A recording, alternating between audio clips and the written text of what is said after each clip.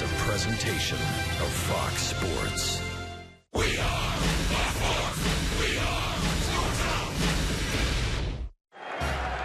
Davey Johnson has helped build the Nationals into one of the best teams in the National League. And last year, they won their first ever NL East title.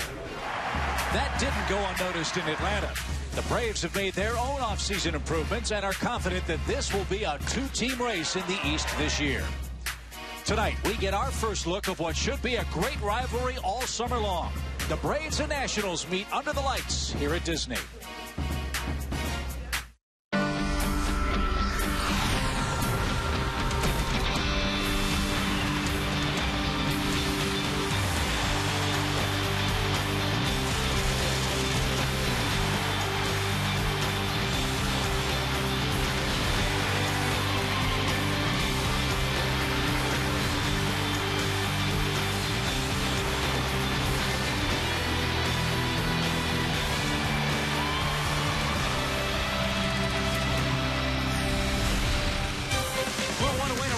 Spring trading telecast schedule, a matchup with the Eastern Division champion Washington Nationals. The Braves and Nats have seen each other a lot this spring. This is the fourth of 6 meetings. The Braves play host tonight at Champion Stadium on a beautiful night for baseball. Hi again, friends. Joe and Chip back with you. Always great to see the Washington Nationals and Braves hook up. They'll do it 18 times in the regular season. And if the Braves want to win the East, they got to find a way to beat the Nats. And we'll see the Nats opening day lineup pretty much here tonight, too. But over the last several years, the Nationals have had the upper hand over Atlanta. In particular, over the last 20 games, the Nationals have won 12. The Braves have won 8. But look at that bottom line. 8 errors for the Nationals, 17 for Atlanta. Braves have got to tighten up their defense against their arch rivals in the East if they want to win the division. Nationals won 98 games last year. The Braves 94. Not that great a disparity. Tim Hudson's going to get the ball tonight for the Atlanta Ball Club. That's part of our very busy broadcast schedule tonight. We'll talk to Tim after he makes his start. And in fact, big news today, Hudson will start opening day for the Braves against the Phillies. We'll take a look at the Braves and Nats position by position, and we'll hope to talk to Jason Heyward and David Justice, who's in town. And Joe, that's always a treat. Well, we can only hope that David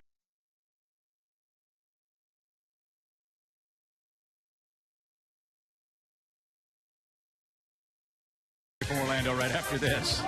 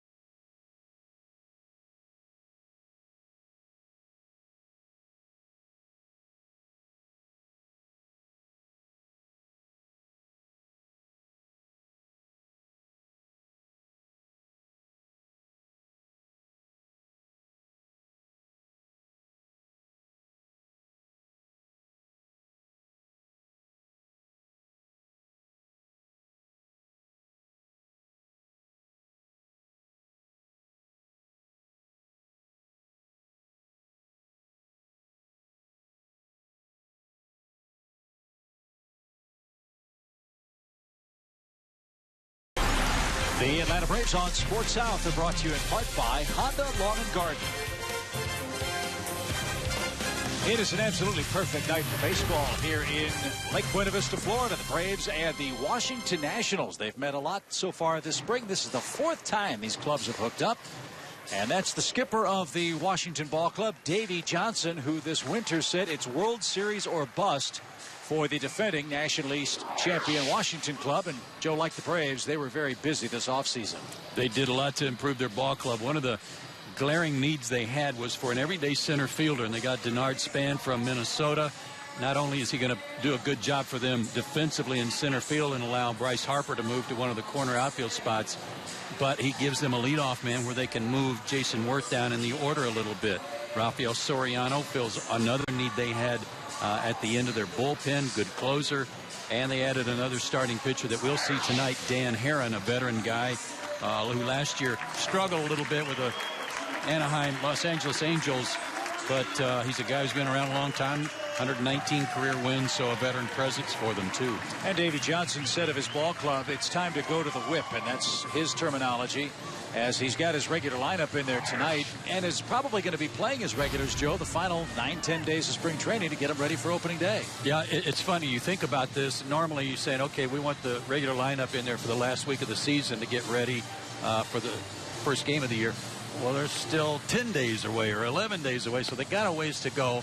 But there's the way it sets up tonight with Span, Worth, and Harper. Zimmerman, our pal Adam LaRoche at first base, who won a Gold Glove last year. Then Desmond Espinosa, Ramos, who they missed most of last year because of a knee injury, and Herron. That's their Toyota starting lineup, and Tim Hudson, an honor-filled day today for the Braves right-hander. Yeah, and I'm not sure that was all that big a surprise.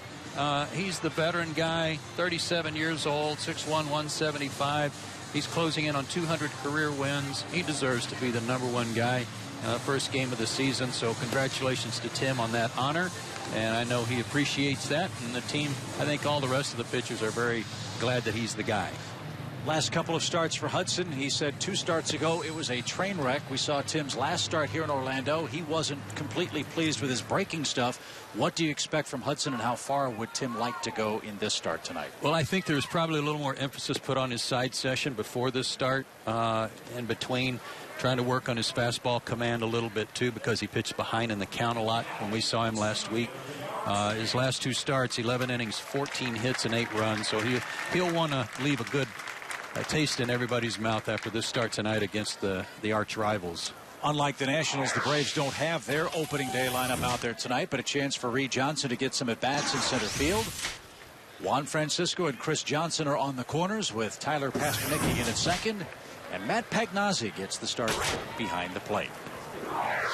So we are ready to go. This is Denard Span, the Nationals center fielder, and the first pitch of the night from Hudson misses low and outside.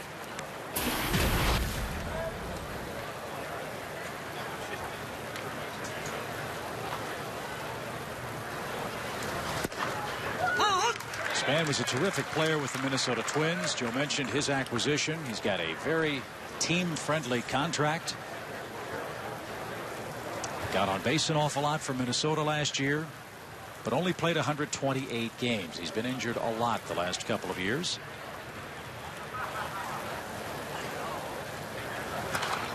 People make a lot about changing leagues too, and the adjustment period that goes with that.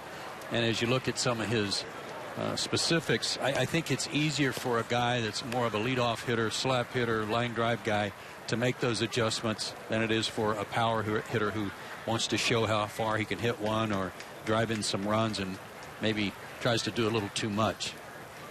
But they'll take that 357 on base percentage if he can duplicate that. Fouled at the plate. Hudson still ahead. 1 ball, 2 strikes. Davey Johnson's got a very versatile lineup, though. Span certainly helps in that leadoff spot, but Jason Worth led off for them for most of last year. Bryce Harper could lead off if they need him to.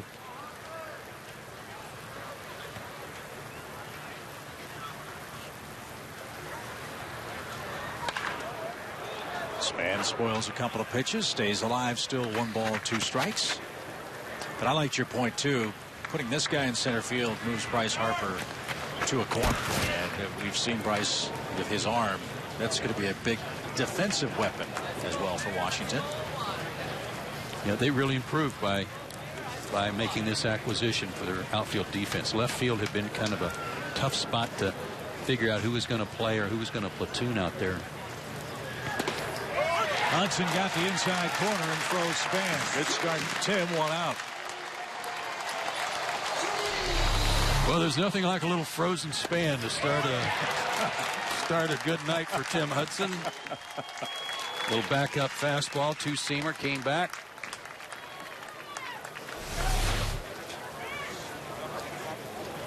And we're off and running. Here's Jason Worth. Worth at 294 on the spring. Hit his first home run of the spring the other day, coming back from wrist surgery. That's certainly good news for Washington. Looks like Worth is rounding into regular season form now.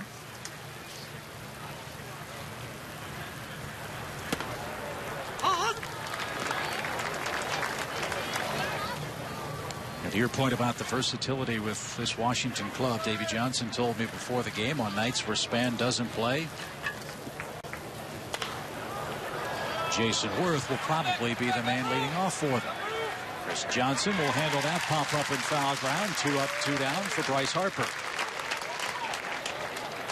And talking about the versatility with the leadoff spot, Jason Worth could hit anywhere in the lineup, not just lead off. He could drive in some runs in the middle of the order too if they needed him to bat there.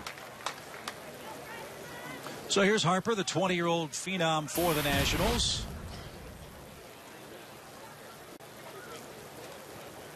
Having a good spring. He jumps on the first pitch and a roller out to short. Good pickup, good start for Tim Hudson. Gets Washington 3 up, 3 down in the opening inning in Orlando.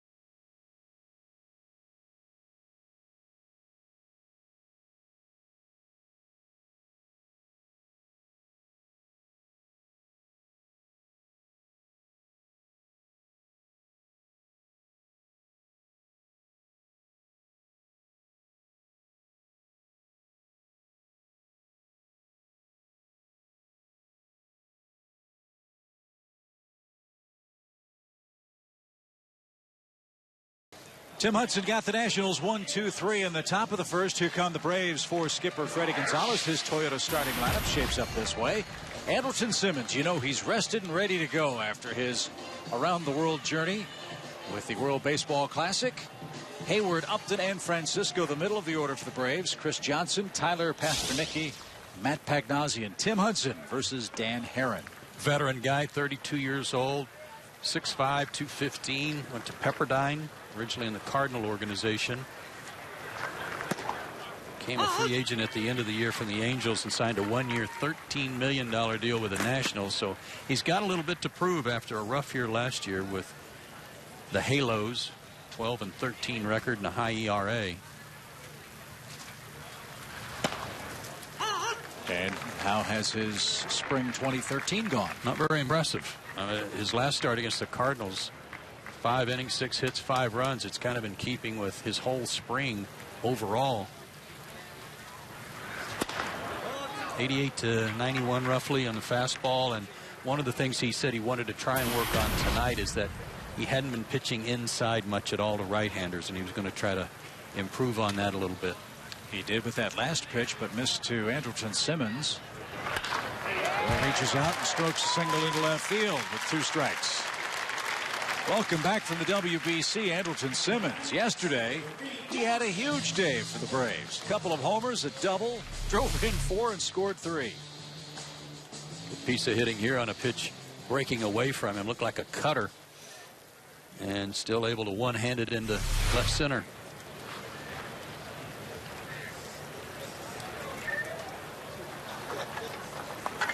Reed Johnson, the batter for the Braves, a .182 his spring average.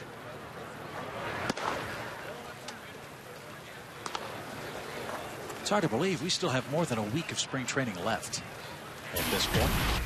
It's the 27th game for the Braves already.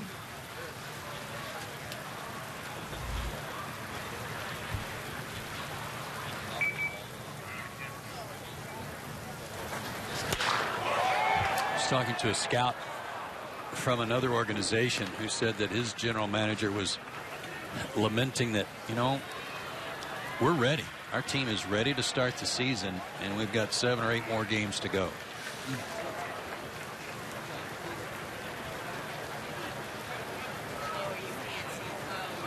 All thanks to the World Baseball Classic. Simmons a good lead from first. And Johnson a fly ball to center. First chance for Denard Span. He's got it.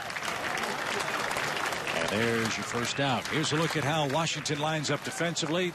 They too are crowing about their outfield. They really like Worth, Span, and Harper from right to left. Ian Desmond's their shortstop. He's gotten better year after year at the shortstop position. Ryan Zimmerman still a work in progress with his throwing arm. And Wilson Ramos back from a torn ACL is the man behind the plate tonight. Yeah, Adam LaRoche won his first Gold Glove last year too. Here's Jason. First pitch swing and a ground ball up the middle, bobbled by Espinosa, and all hands are safe.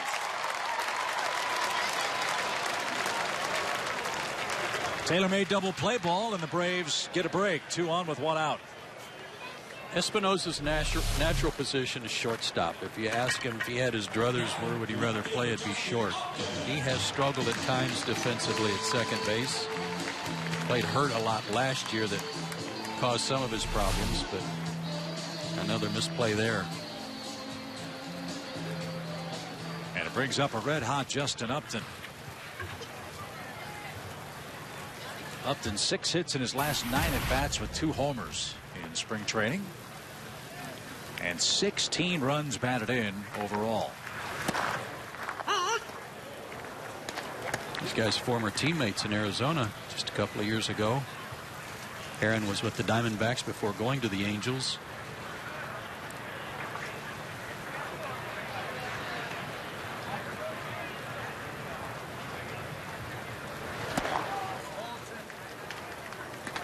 One ball, 1 strike.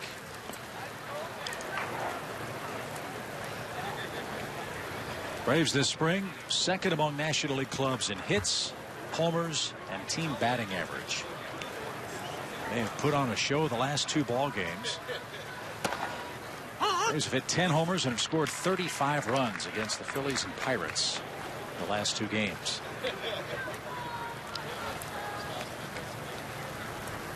Good breaking ball there from Heron, a little bit like McPherson yesterday for the Pirates, who was having a lot more success with his off-speed stuff than with his fastball.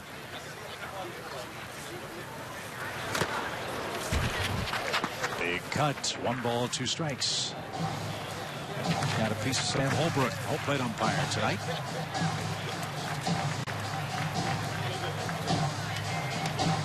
Veteran Major League umpires for tonight's game all around.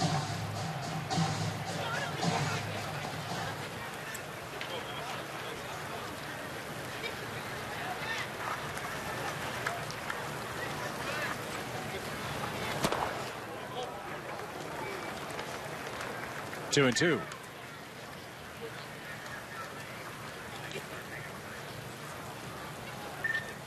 Part of the outburst for the Braves offense the last 2 games has come in the first inning too. 6 innings Monday, 5 innings last night, yesterday afternoon rather.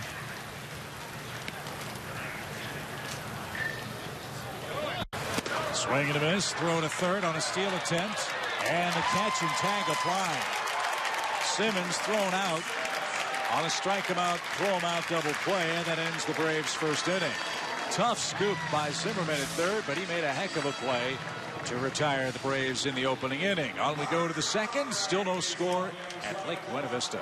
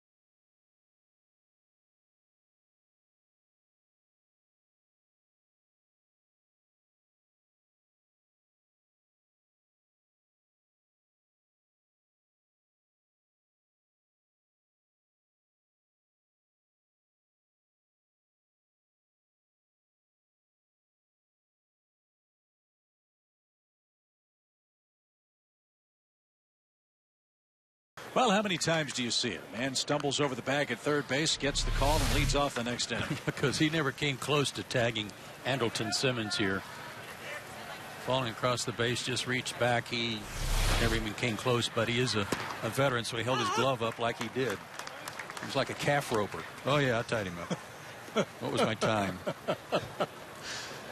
So a tough break for Andrelton Simmons as Ryan Zimmerman starts things off for Washington. This guy had a big year last year against the Braves. Hit 4 homers, knocked in 15 runs against Atlanta pitching. Was hurt all year long and took not 1, not 2, not 3, but 4 cortisone shots to make it through the season. And Andrelton Simmons, with great range and a strong arm, retires him for the first out.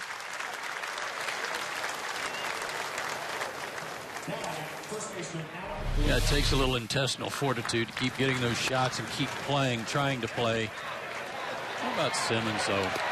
You know, once he got to that ball, he looked up and then realized, okay, I've got time with just a normal throw. He didn't have to rush it, didn't have to make some wild throw. Set himself, got his feet under him, and that was well done. Eephus pitch from Tim Hudson to Adam LaRoche. Watch Simmons here. He looked up, gave him a couple of steps to try and get his feet under him, and made a good play.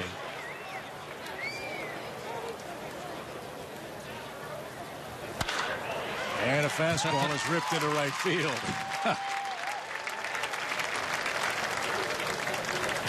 And then Tim threw his gum at him.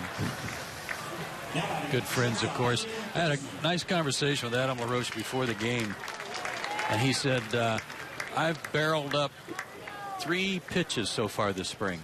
3. And he said, and I feel like I'm ahead of the pace I really should be. Wow. Coming from a man hitting 129 this spring. He said he's way ahead of schedule. Oh, boy. Well, the Nats are glad to have him back. You mentioned the Gold Glove. I'm sure he's helped the man in the batter's box, Ian Desmond, tremendously from the shortstop position. Desmond, a terrific offensive player, has just gotten better and better with the glove as time's gone on.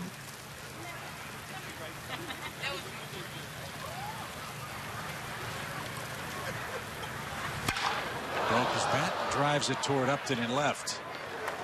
2 outs.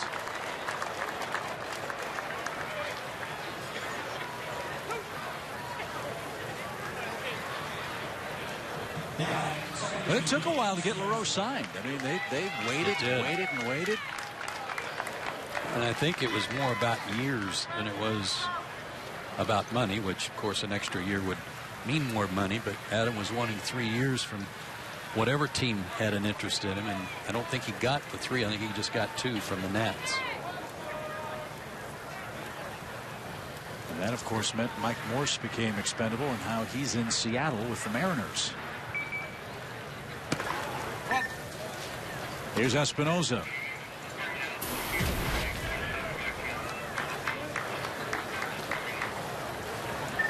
That's what my beard would look like if I let it grow.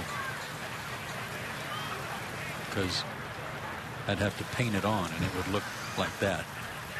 That is a big league beard, no doubt. It's almost like a pirate beard. Yep, there you go. That's definitely it. Well, producer Joe Vincia suggested this team has turned into the 1970s era Oakland A's. That was the Mustache Gang, right? 1 ball, 1 strike. And Espinosa fouls it off himself and is behind 1-2.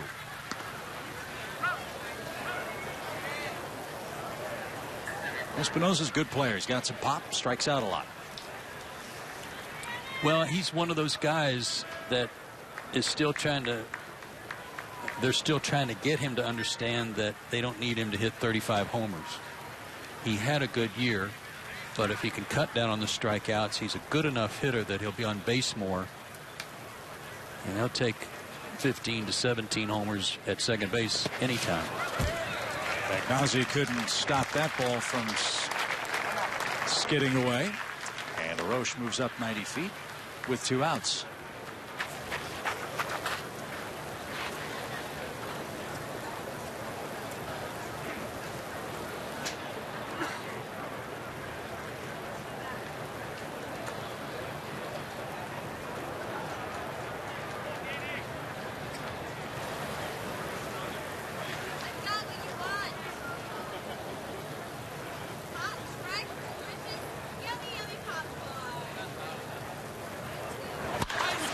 Base hit to right field. Here comes LaRoche around third. They're going to wave him. Heyward loads up. His throw to the plate is in plenty of time to retire LaRoche. Just a perfect one-hop throw. Just absolutely perfect. He's a Gold Glove winner, you know. Jason Heyward shows off his fine defensive form and keeps the game scoreless.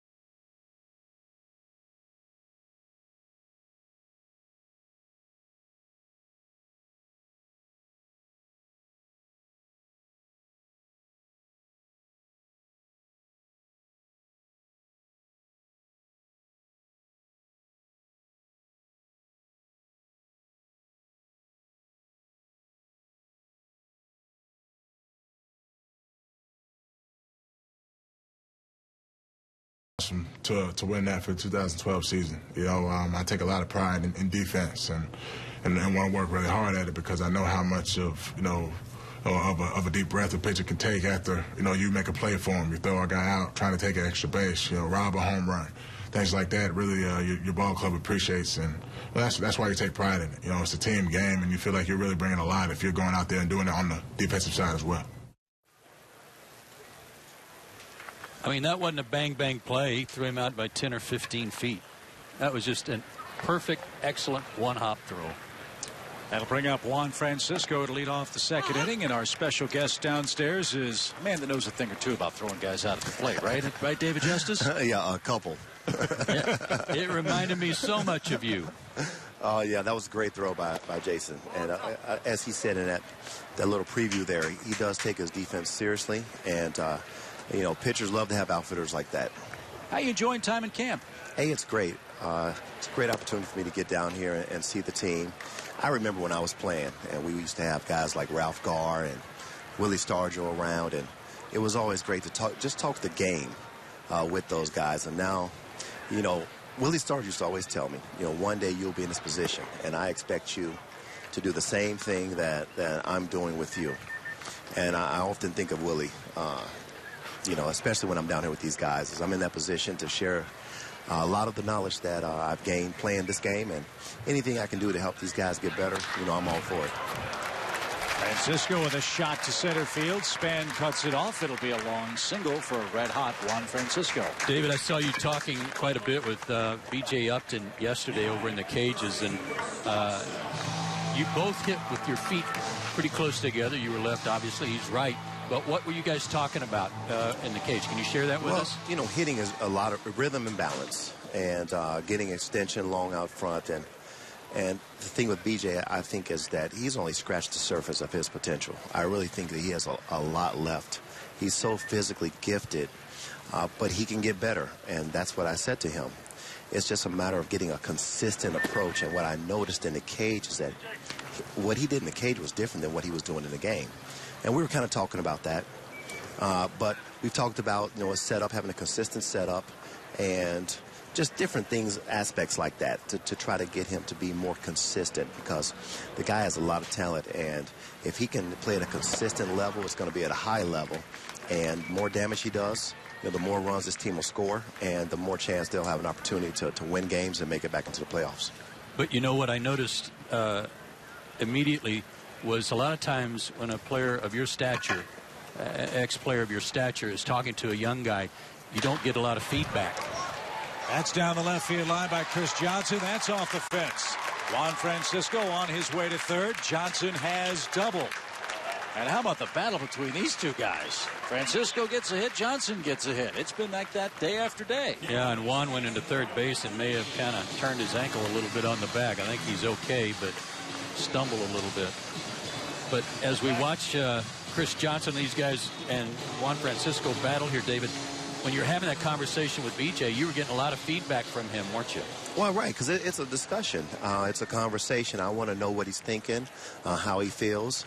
Because like I told BJ, you know, I may offer you 10 things, but if one or two things stick, which is going to make you just a little bit better of a player, then I'm all the more happy. So, you know, I love talking to young hitters, listening to their approaches, listening to what they think. But, again, it's all about us sharing the knowledge and getting somewhere where they can understand what I'm trying to say. At least just try it. Let's try it. And, you know, a lot of times I believe it's going to work if you listen to what I tell you.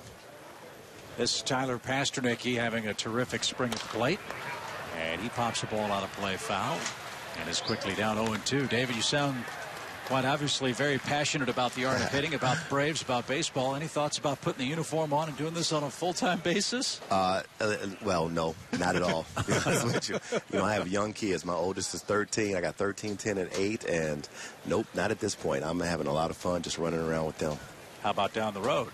Oh, yeah, of course. Down the road at some point when the kids start getting to an age, you know, where they don't want to hang with their parents anymore. Pasternak rips one inside the third base line. That's going to plate Francisco and Johnson. 2-0 Braves on a Pasternak double down the left field line. I tell you, Tyler is trying to make everybody sit up and take notice of what he's doing with the bat, and it's hard to overlook. Look how he turned on that pitch inside, got his hands inside and kept it fair. Some good hitting here from three guys in a row that are all battling for a spot. Hey, Joe, he's playing with a lot more confidence, though, this year. I remember him last year coming to spring training, and, and sometimes it's like that. You get your first spring training under your belt, you're a little kind of in awe of the veterans, not sure of your abilities if you can play here. And once you get a little bit of experience, I experienced that myself when I first came up.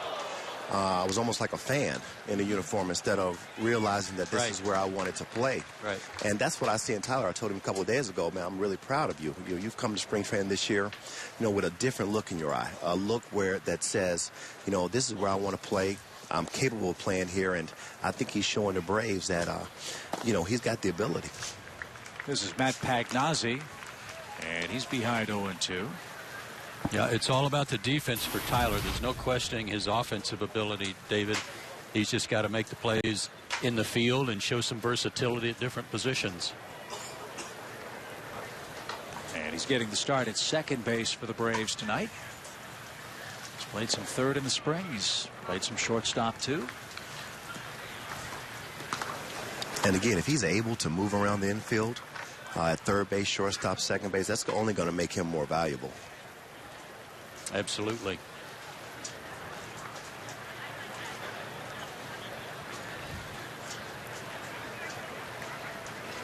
A ball and 2 strikes for Matt Pagnozzi. And that just missed the outside corner. We're chatting with David Justice. He's downstairs in the Braves dugout. And David, we've got a nice graphic showing your resume to the folks across the Southeast. 160 home runs with the Braves, Rookie of the Year, 2-time All-Star, and one particular offensive highlight that people in Atlanta remember very fondly back in 1995, right? Oh, that was a special year because, Joe, that year I really felt like we had assembled the best team from top to bottom. Even our bench players like Luis Poloni and Mike Devereaux, those guys could have been starters for other teams, and they were coming off our bench. Well, we had no weaknesses that year. It was just a matter of us doing it on the field.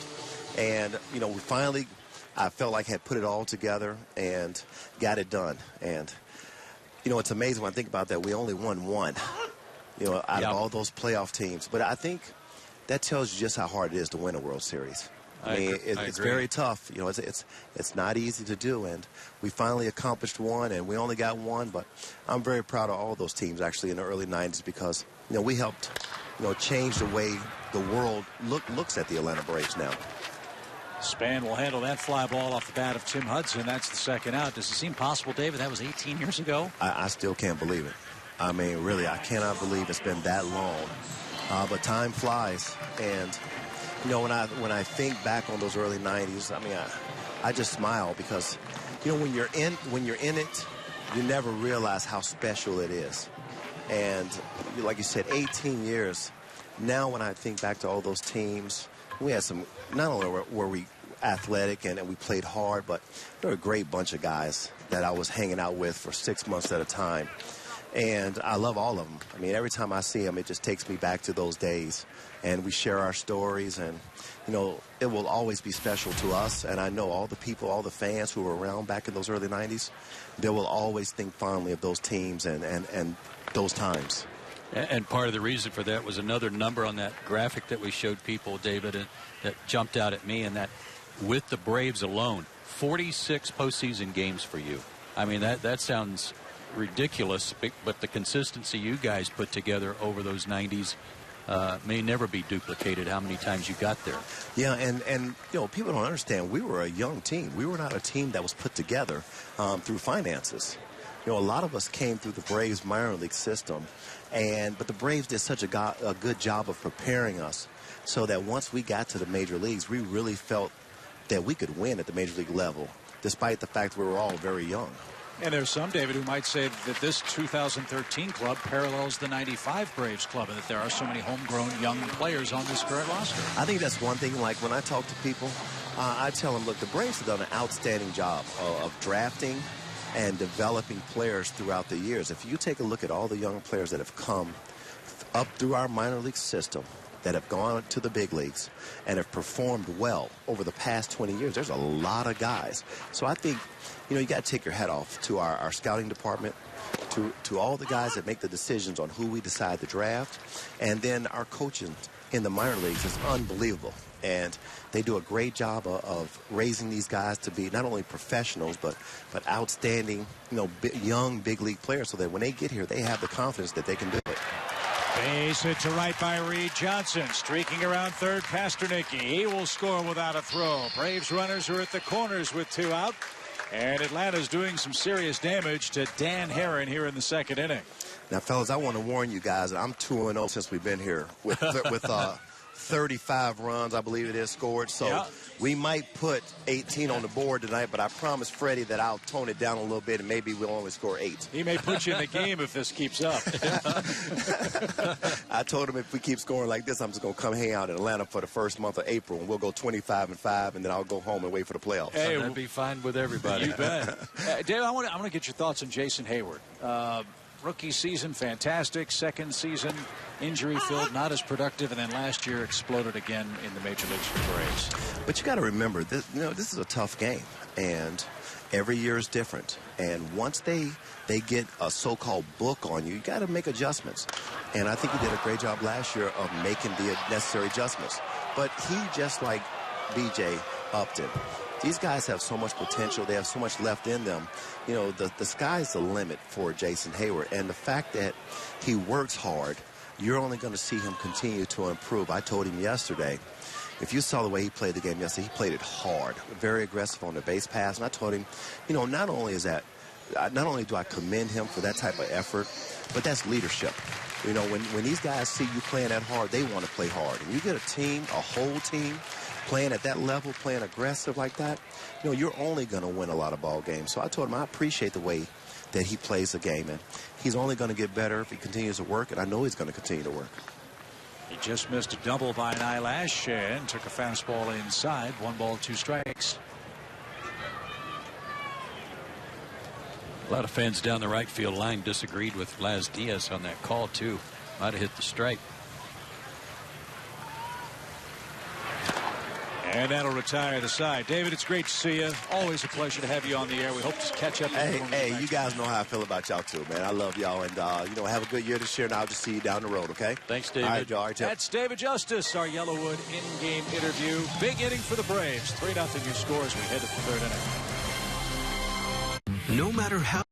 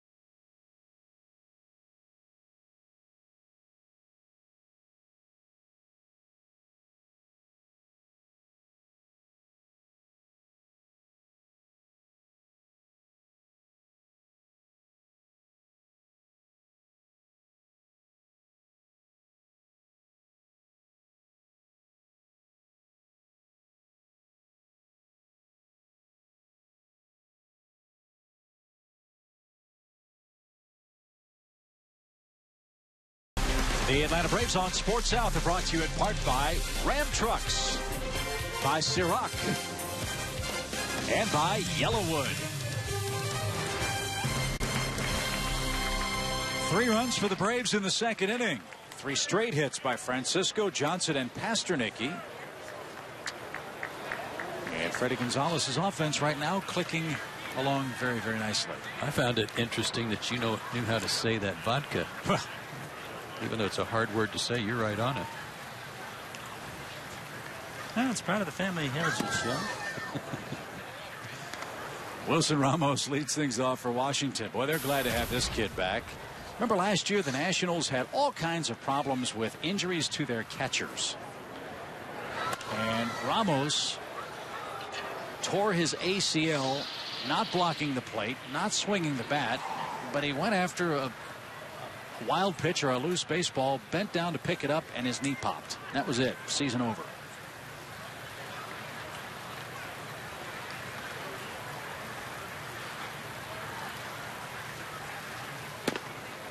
So I don't know if it'll be Ramos or Suzuki on opening day for Washington, but not a bad choice either way, I'm sure, for Davy Johnson. Kurt Suzuki did a great job for them after they got him from Oakland.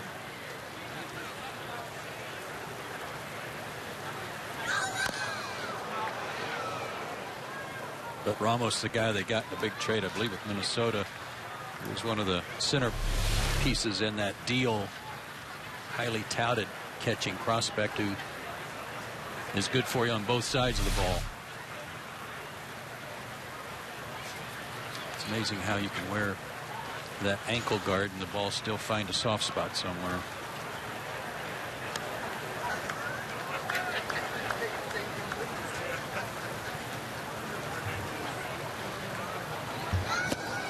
Swing and a miss. Hudson had a good slider to retire Ramos.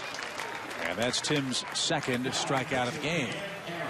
In a perfect spot, too. The outer third of the plate. Even the target was in the pitch. If you're going to miss, that's a good place to miss. To the outside part of the plate. Here's Herron.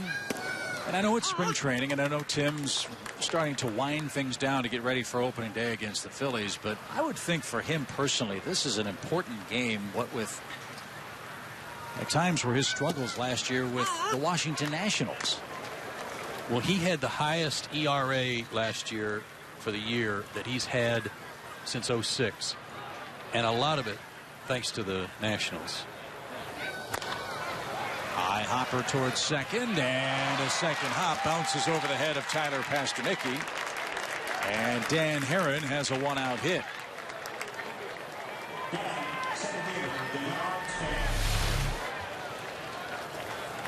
If this weren't the pitcher running, I would say that Tyler misplayed this. With a faster runner, you probably need to charge it and smother the hop. But with a pitcher running, you don't expect a 20-foot hop on the second hop. But Tim made 3 starts against him, 4 runs allowed in the first inning of all 3 of those starts. Very strange. Yeah, that was ugly for him. No such trouble for Hudson today. Scoreless through 2 innings and a third. At the top of the order in Span, and a diving stop. Simmons corrals and flips to Pastornicky. What a play by Simmons to fight the shadows, the umpire, and come up with that play for the force. 2 outs. They raved about his defense in the WBC, that he was a highlight reel every game. Shows you some more brilliance defensively here, but for Tyler, there's no reason to make that throw. Yeah, we've been talking about Pastornicky's bat and how there's no questioning his offensive ability, great base runner, and his defense is what is really the question mark. That was an ill-advised throw. There's no reason to make that throw after the guy makes a diving catch and he's trying to corral the ball, and you got the leadoff man running. You got no play and no reason to make the throw. And that may be overly critical. I don't mean it to be, but those are little signs that managers and coaches see that they know he needs to improve on. Jason Worth hits with Span at first. Atlanta pitches out. No play for Washington. 1 ball, no strikes.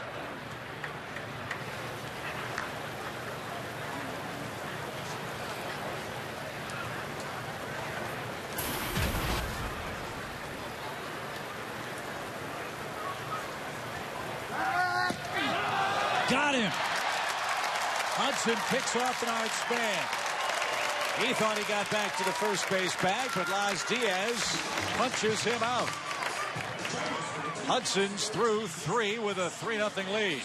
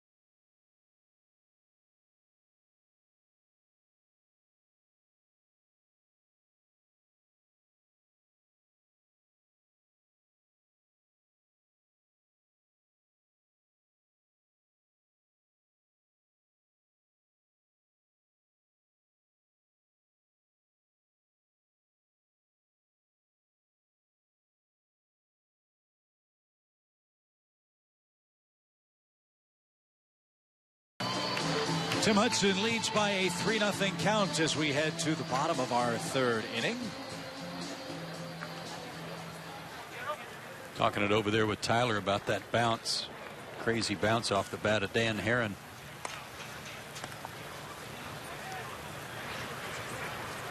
Justin Upton, the batter, he struck out into a double play his first time up and is behind a quick strike. You said it earlier, quick strike might be a way to describe the Braves offense these last several days here in Orlando. Big offensive numbers. And part of it is because it's not taking 4 hits to score a run. You know, they're not going station to station and just singling you to death. A lot of doubles, a lot of homers.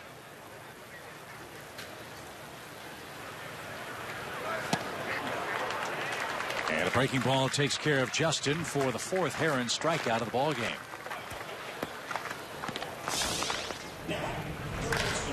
Here are the ranks for the team in the National League in spring training. Second to the Cubs in homers. 86 extra base hits, place them 4th. And if they got some kind of credit for hits by the foot, they'd be leading the world in that category. Well, how about this platoon, if you want to call it that Freddie's used this spring at third base between Juan Francisco, who's in the box, and Chris Johnson, who's on deck. These two men have combined to hit 8 homers and knock in 22 runs. And they came in separated by just 1 point in batting average. Francisco at 353. Johnson at 352. And updated, here's where they stand. We were talking about this last night at dinner about how no one can remember a spring training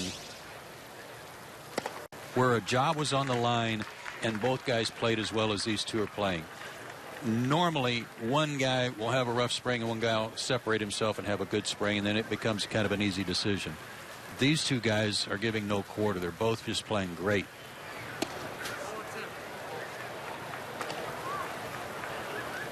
And Juan's playing some outstanding defense, too. He's doing some things over there on some in-between hops that, quite frankly, I didn't know if he could make those plays or not, and he's made them all. He's only made 1 error all spring. That tied him up inside, but missed for a full count. Well, we've always known about his power. What we haven't been able to figure out is what would he do if he got 400, 500 at-bats in a professional season. That hasn't happened for him. Might be happening for him this year. A little pop in his shallow center. Span comes on and gets there in time. 2 outs. Base is empty for Chris Johnson, who doubled and scored in his first trip to the plate. Take advantage of the 33% discount on concessions when you buy a 2013 Braves season ticket package.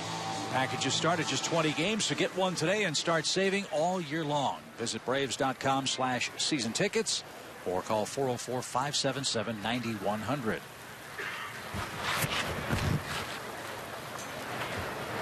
Opening day, April 1st against the Phillies. It was announced today that tomorrow the Braves will be offering standing room only tickets for the first game of the season. And it'll be Cole Hamels for the Phillies, and if you missed it, Tim Hudson today was named by Braves manager Freddie Gonzalez as his opening day star. Then a day off, and then game 2, Paul Maholm. Is that correct? If I'm correct, it's going to be Hudson, Maholm, and Medlin, the first 3 games in that order for the Braves.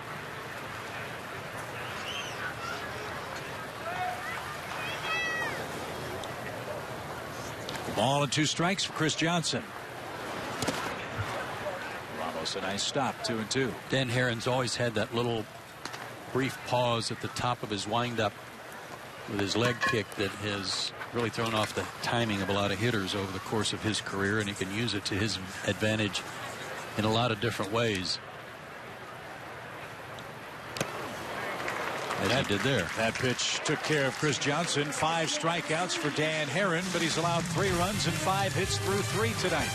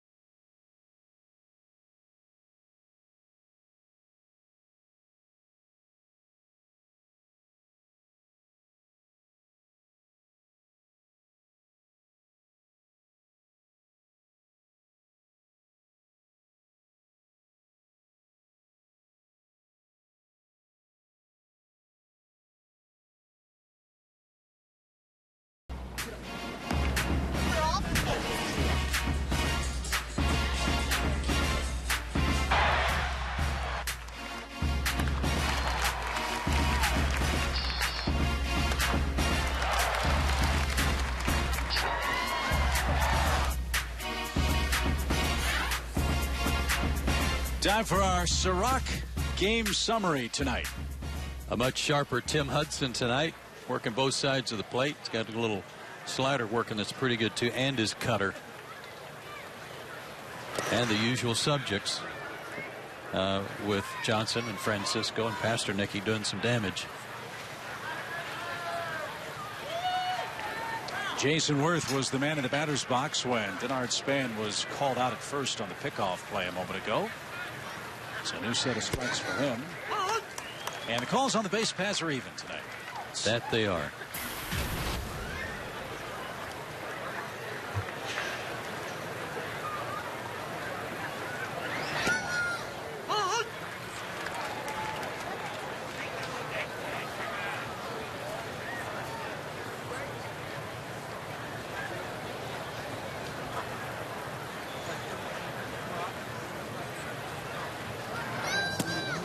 Off-speed pitch, and Worth screwed himself into a pretzel. Good pitch by Hudson. One out in the fourth. I think he was mad at himself for not swinging at the pitch before, which was a breaking ball, and now a changeup gets him so far out on his front foot he couldn't do anything with it.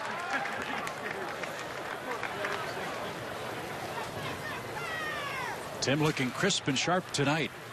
He's scattered 3 hits. Here's Harper. Bryce swung at the first pitch and bounced out to short. Jumps on the first pitch again. And this one bounces into left field. Upton cuts it off quickly. Big turn by Harper. And he'll slam on the brakes and stand at first.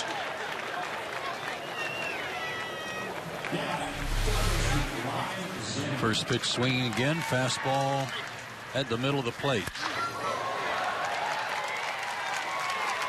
And one of the assistants to the general manager of the Nationals, Bob Boone, who's in the park tonight. I remember something he said to me around the cage last spring training about how Bryce Harper swings more viciously and makes more good contact swinging that hard than anybody had ever seen. And he saw some good ones, didn't he? Yeah. Breaking ball to Ryan Zimmerman from Hudson. Strike one.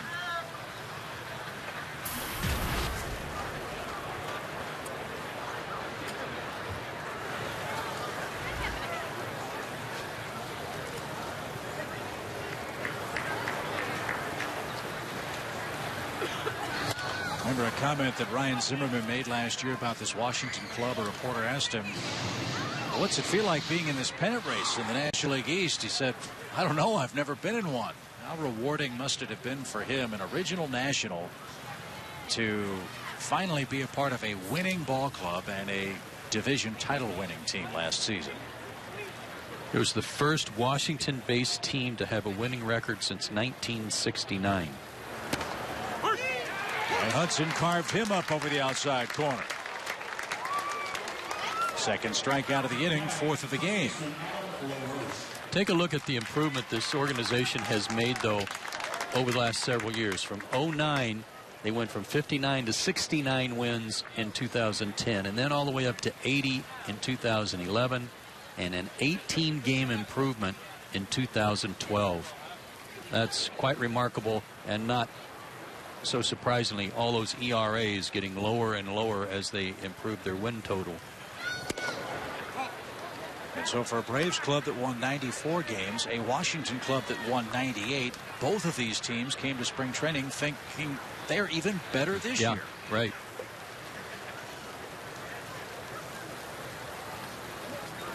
Adam LaRoche bats with Harper at first. And Adam hits a mile-high fly ball to deep right. Heyward going back, still going back. On the warning track, reaches up with a right paw and makes the play to retire the side. That ball kept carrying out to right center. Hudson threw another scoreless inning. He's got 4 of those in a 3-0 lead. We're here.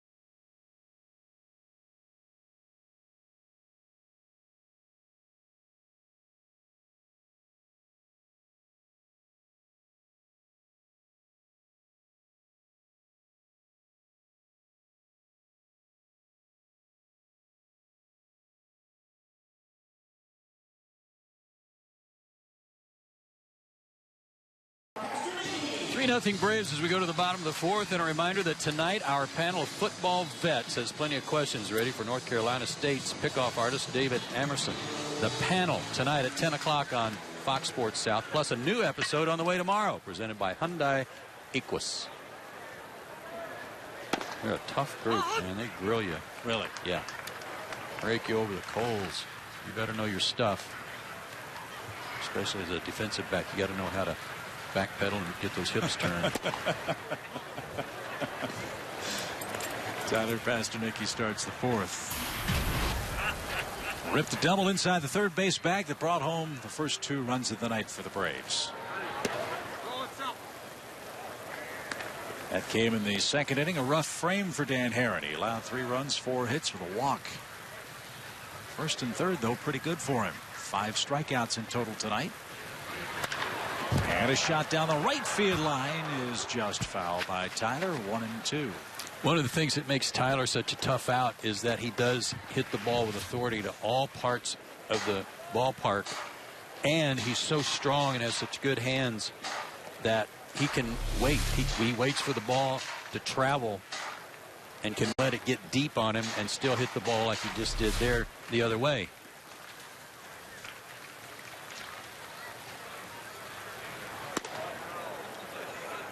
When we started our spring training telecast schedule, we were told that there were 3 jobs still waiting to be claimed by this Braves roster. One of them, a backup infield spot. Blake DeWitt, Ramiro Pena, Tyler Pasternacky, the 3 principals vying for that one roster spot, perhaps.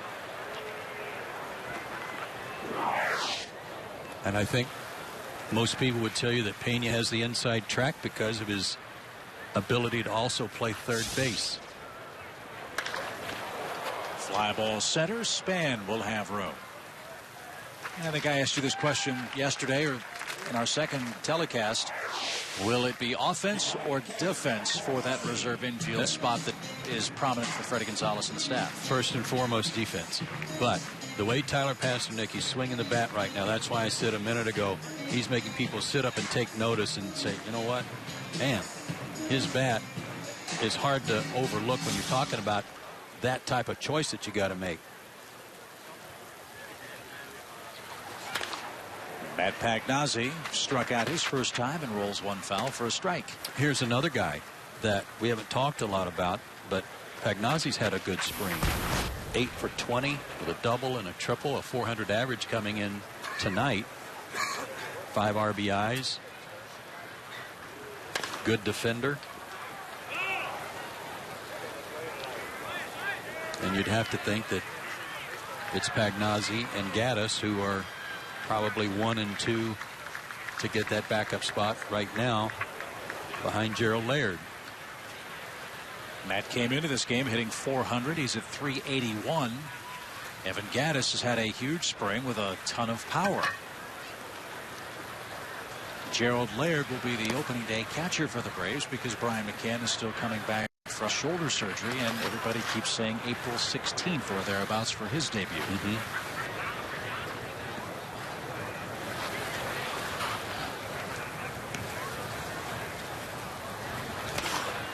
Little squibber up the middle. Desmond handles and throws on the run. Nice play.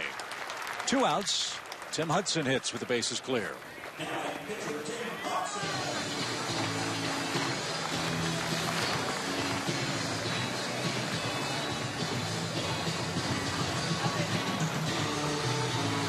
Hudson will make his 3rd opening day start for the Braves, his 6th in the big leagues on Monday, April 1st.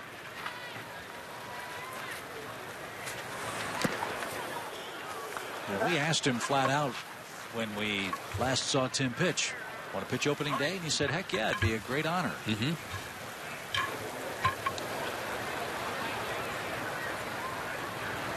But when Tim's work is done tonight, we hope to have a chance to talk to him from the dugout. But you might also remember we talked to Chris Medlin about that same thing, and he deferred to Tim Hudson. He said, yes, it would be a wonderful honor, but, you know, that's Huddy's spot.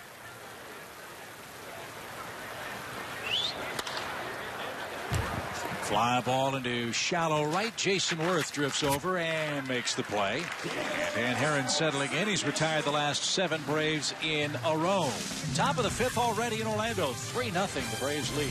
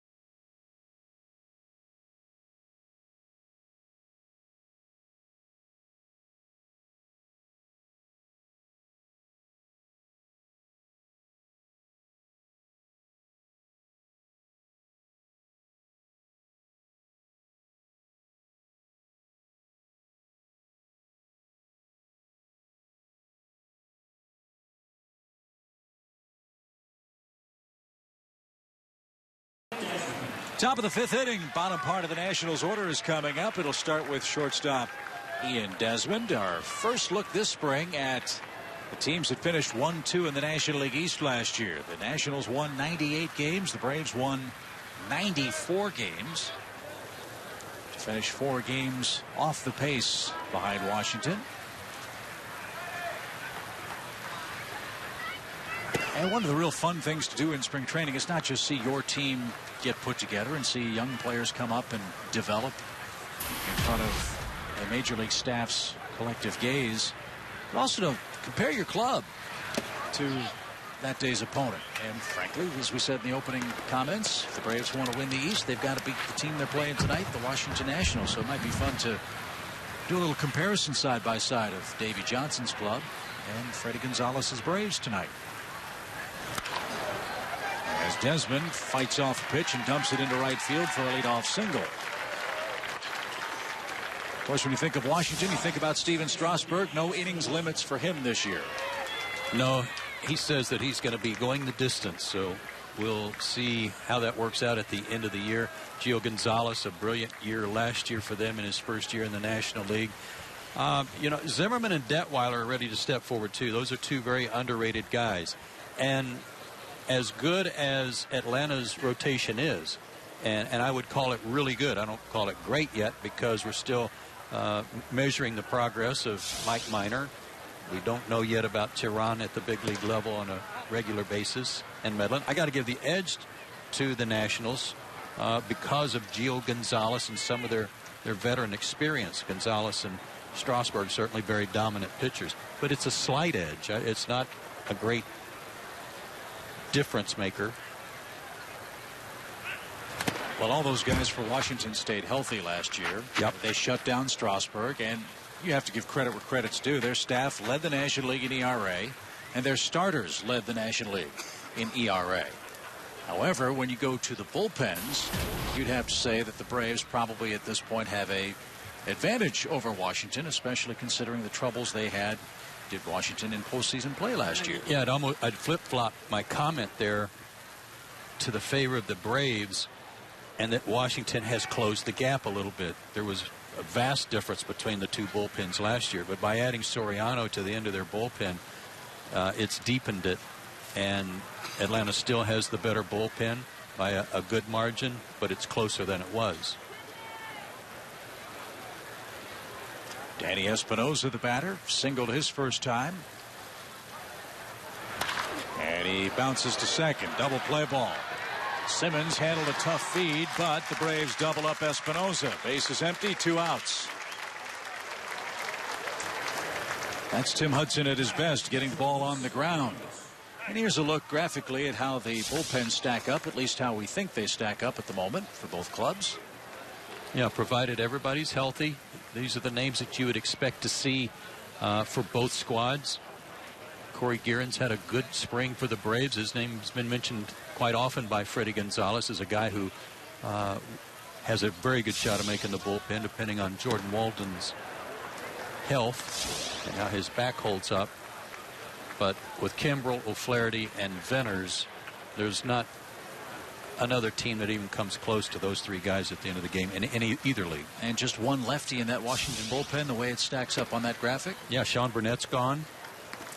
John Lannon's gone, who did some spot starting for them last year and who has been a Braves killer in his career, so he's gone. And with all the left-handed bats, think about the Phillies lineup, think about the Braves lineup, having only one option for Davy Johnson, at least the way they're configured now. That might be something that could cost Washington a game or 2 over 162 ball games. Yeah, that's a huge consideration in this division. Another chance for Simmons. Got a friendly hop and a perfect peg to get Ramos. Tim Hudson got a double play ball to get out of some minor 5th inning trouble. He's looking sharp tonight, and he leads 3-zip.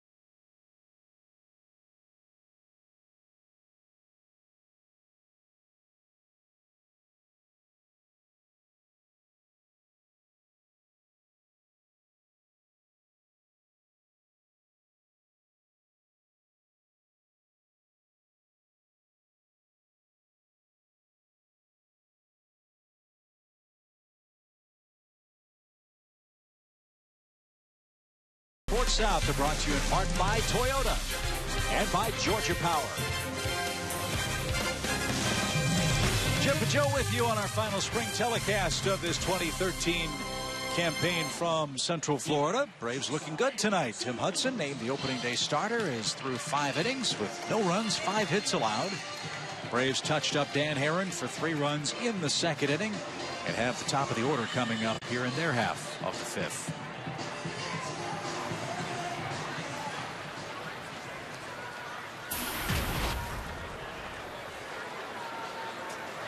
Well, it's fun to think about watching this kid play shortstop 140 times or so this summer, isn't it?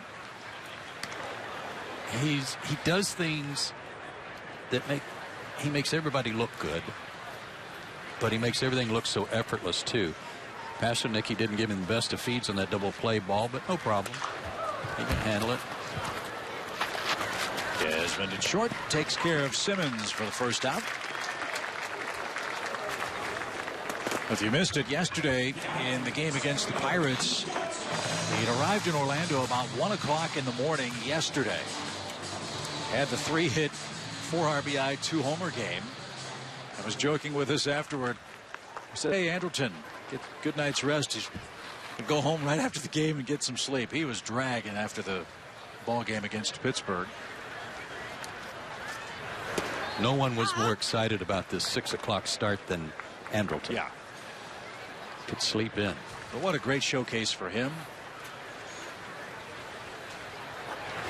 Most of the baseball world was able to watch him play in those WBC games in Japan for Team Netherlands. And those who didn't know about him certainly do now. He was outstanding with the glove and with the bat.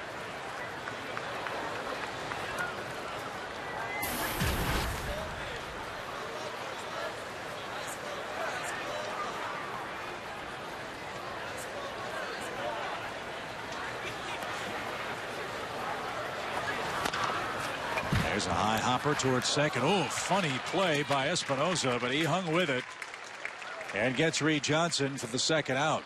What in the world happened on that play? Another high bounce, too, off that area in front of the plate. I wonder if he might have lost it in the lights. It went so high. I don't know.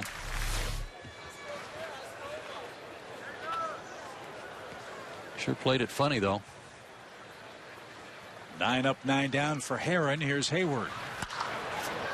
You know, maybe it just seems this way to me, but Heron has been better the last 3 innings because that pause has been more pronounced. It's almost like he's really collecting himself at the top of his leg kick even slower than he was at the beginning of the ball game.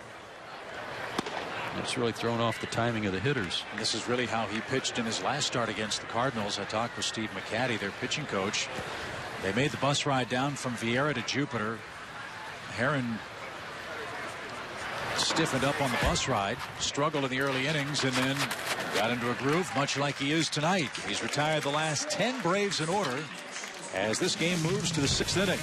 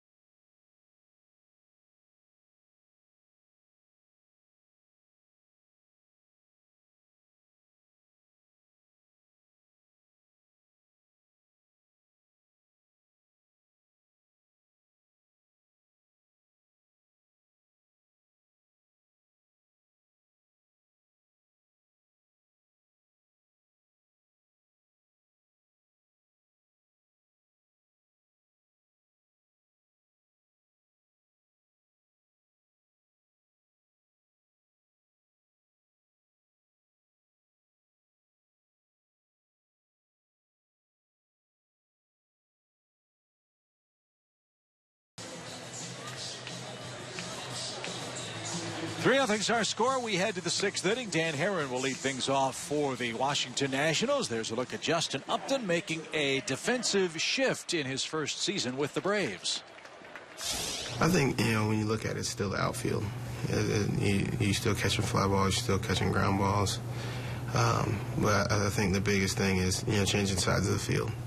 Righties balls do different things, and the left-handed ball does a little different thing. So, it's just, I think, more than anything, repetition, being out there, and, seeing the ball off the bat. That'll be the biggest adjustment, and I think that's what's going to help me the most is being out there and batting practice as much as I can. So who has territorial rights in the outfield? Justin Upton or B.J. Upton? B.J. He's in center field, or Reed Johnson tonight. But he's right. If you're out there during batting practice and reading balls off the bat in batting practice, you start getting comfortable with how a right-hander will hook the ball to the line. Left-handers will start slicing to the line. It's not that huge of an adjustment, but one that I think he'll make rather quickly just by putting in the work he's been putting in down here. Might Spann have a more difficult adjustment in that he hasn't played many, if any, games in his new home ballpark in Washington and is now coming to a different league? I don't think so. Again, I think it's just maybe a couple of games getting used to some angles in right center and center field, particularly at Nationals Park. I don't think you'll have any trouble. Going to Florida, that might be a different story with the nooks and crannies they've got down there. And you get distracted by the big sculpture out there, too. So. Yes, you do. 1 ball, 1 strike for Denard Span. Interesting stat on this Washington ball club. They have had 9 different players lead their club in games played as a center fielder in 9 years. Hence a good move in the offseason to get this guy. Another spot that they've had trouble putting someone and leaving him there. They've got him under control for the next 3 seasons. In Denard Span, and he pops this one up. Deep short. Simmons goes out. Upton calls him off.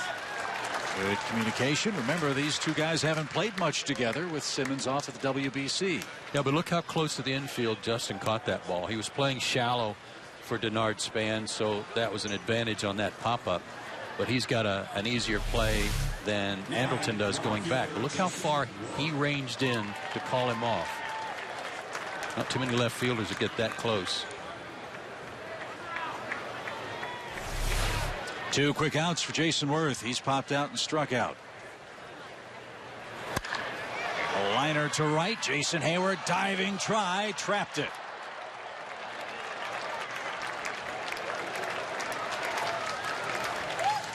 You heard David Justice say earlier tonight in our Yellowwood interview how hard Jason plays.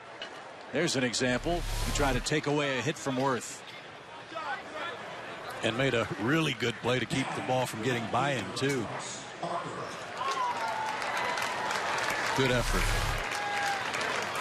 Jason Worth, who really got worked over by Hudson his last time up, wasn't going to take any chances this time, went after the first pitch. Tim's had an excellent control tonight. The best we've seen him over his last 2 or 3 starts, and a real good sinker. Strike 1 to Bryce Harper. First time tonight, Harper hasn't gone after the first pitch. Well, and knowing that he has the first 2 times up, Tim started him with a curveball and threw him off.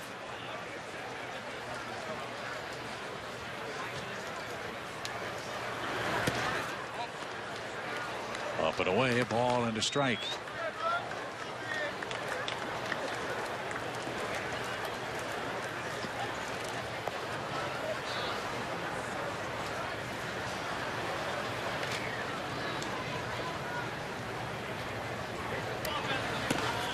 See on that great shot from first base that we had of Worth taking the lead. There's a familiar face, or a familiar name, I should say, for Braves fans. How about that? As Don Sutton used to call him, T-squared. Tony Tarasco back in the big leagues as a first base coach for Washington. They had an opening on their coaching staff when Bo Porter took over as the manager for the Houston Astros. Tony, a very popular guy among fans in Atlanta and his teammates as well.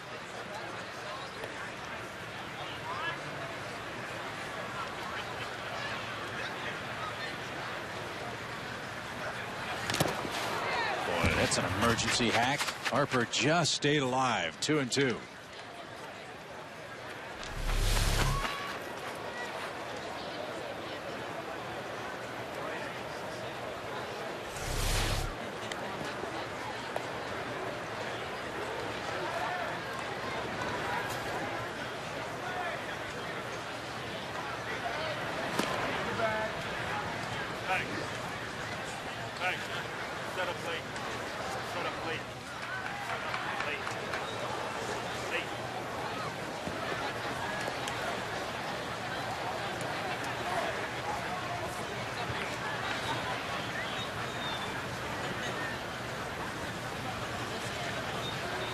Worth's running.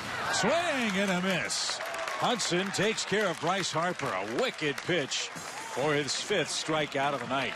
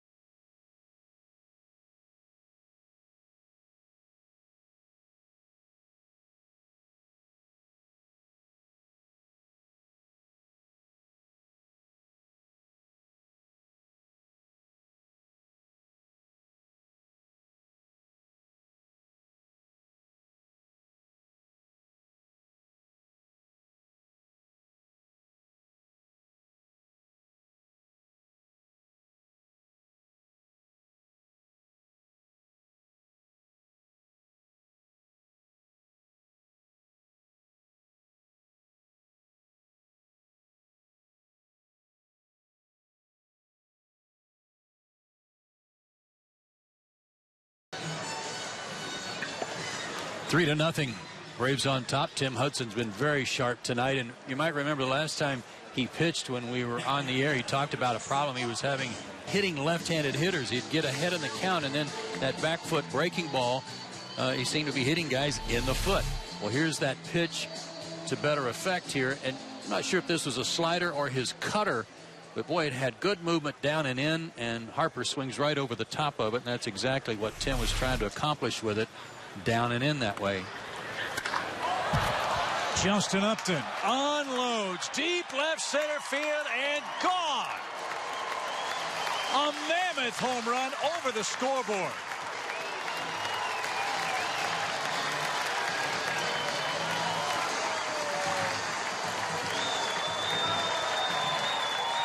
Talking to Adam LaRoche before the ballgame about some of the long tape measure home runs hit here this spring.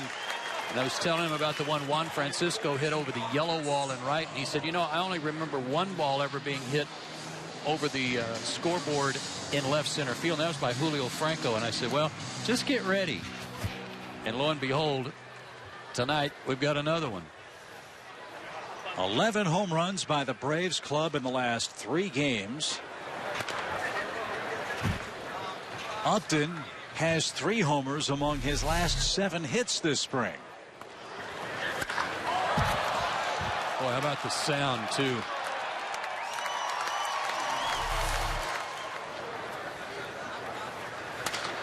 Francisco breaks his bat and rolls out to second. That's the first out of this Atlanta 6th. He hit it out toward the scoreboard in left center. But honestly, folks, these are hard to track when you're hit this far. And look just to the right of the clock. You'll see it disappear over the scoreboard. That's about 40 feet high, too, by the way. Yeah, I lost it. I was looking at Roger Bernardina, and when he turned and started spectating, you figured it was gone. The only question is where it went. That's out by the batting cages where the Braves work out before the ball games. That's a mammoth home run here. And that extends the lead to 4-0. There's Johnson, top spin rocket past Desmond at short. 2 more hits for Chris tonight. And the 7th of the game for the Braves. As I told you, opening day is April 1st. Single game tickets are on sale. Standing room only tickets will go on sale tomorrow in Atlanta for the home opener against the Phillies. 4th of July tickets with the Marlins in town are available as well. A lot of great promotions. We hope you'll join us for what should be an exciting season of baseball at beautiful Turner Field. Visit Braves.com/tickets or call 800-745-3000 for single game ticket info.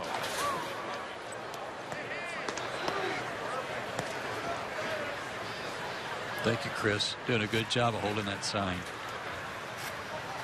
Tim's pretty good at it, too. Because he's going to be pitching that day. He must have known.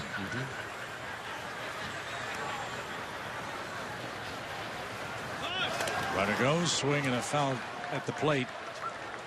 And Johnson back to first in this Braves 6th inning. Little hit and run there.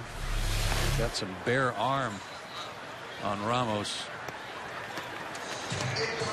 Right in between his thigh and his arm, but it burned the forearm. I might have got the bicep.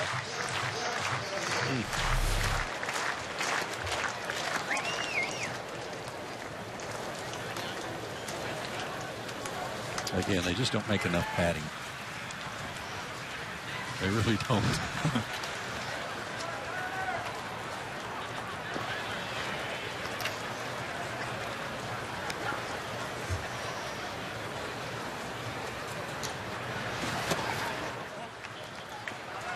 Two balls and a strike.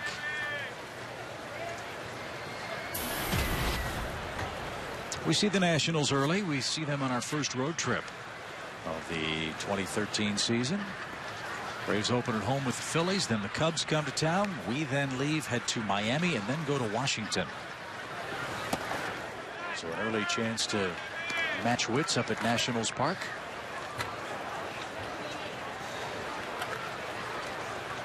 We have a day off in Washington, actually. You'll have a chance to drive by the Treasury and see your money. John married with 4 children. I don't have any money. 3 balls and a strike. Now full count. Both bullpens are busy. Greg Stammen's up for Washington. Luis Avilan is up for the Braves. Tim Hudson's thrown 6 shutout innings. Aaron's had a heavy workload, although he did retire 10 in a row at one point. Zimmerman, tough play at third, throws on the run and not in time. Pasternicki beats the rap at first.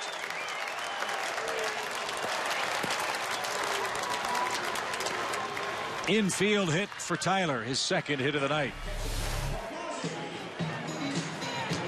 Even though he's had his share of throwing problems, Ryan Zimmerman still makes that play real well because that's more of a natural throw for him, that submarine throw. And honestly, next to Chipper, I thought in the National League he made that play better than anyone except for Mr. Jones.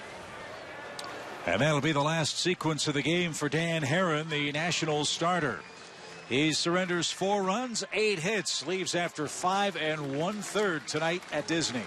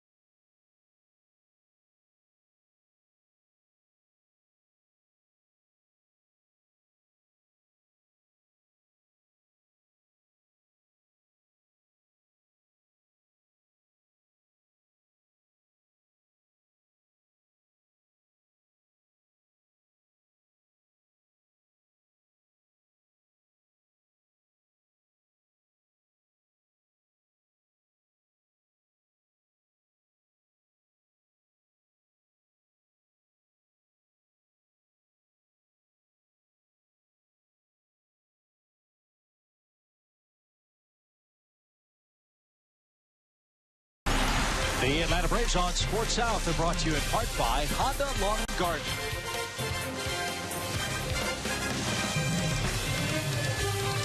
A couple of changes for Washington as Dan Herron departs the ball game. The Braves are up 4-0. Remember Micah Owings, the former big league pitcher?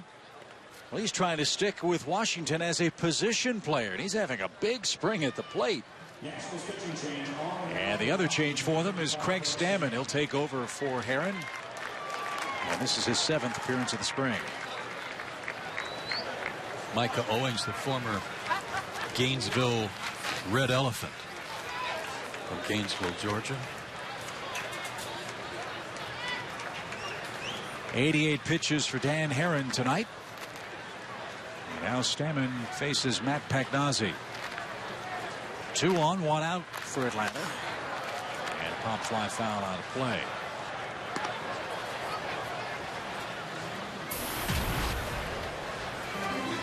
Stammen's out of Ohio.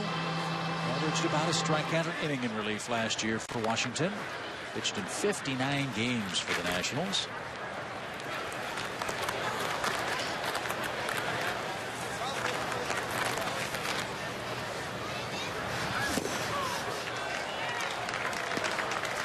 And quickly ahead 0-2.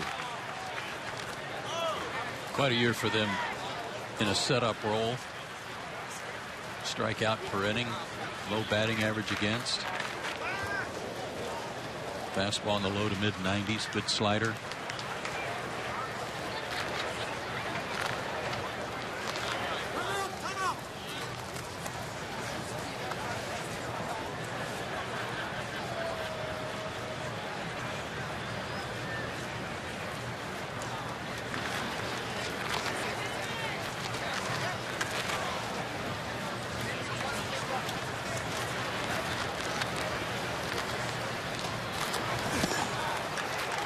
Pagnazzi is struck out, 2 away.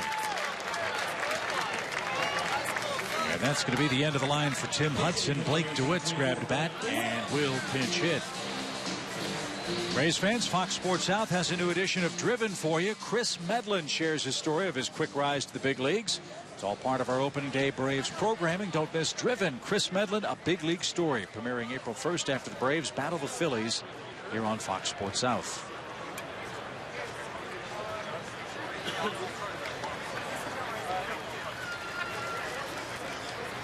Two on, 2 outs now for DeWitt. Stammen's come in throwing nothing but strikes. When you get to this stage of spring training for guys like Pagnazzi, Pastornicki, Pena, DeWitt, the number of opportunities you're going to get from here on out are going to begin to dwindle because the regular position players are going to start playing more innings, get more at bats. So these chances become very valuable, very precious to try to do something to leave a good impression on the staff. Well, Tim Hudson certainly made a good impression today, didn't he? 6 innings of shutout baseball, 6 hits allowed to the Nationals. And if you missed it, Tim will start opening night against the Phillies for the Braves. And we're hoping Tim will join us.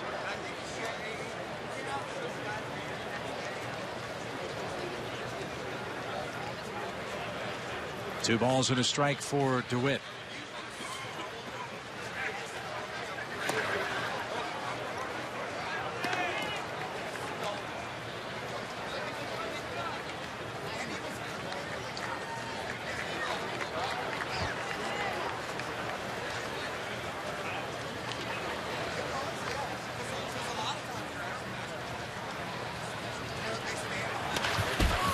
A roller out towards second. Should retire the side. Low throw. LaRoche digs it out.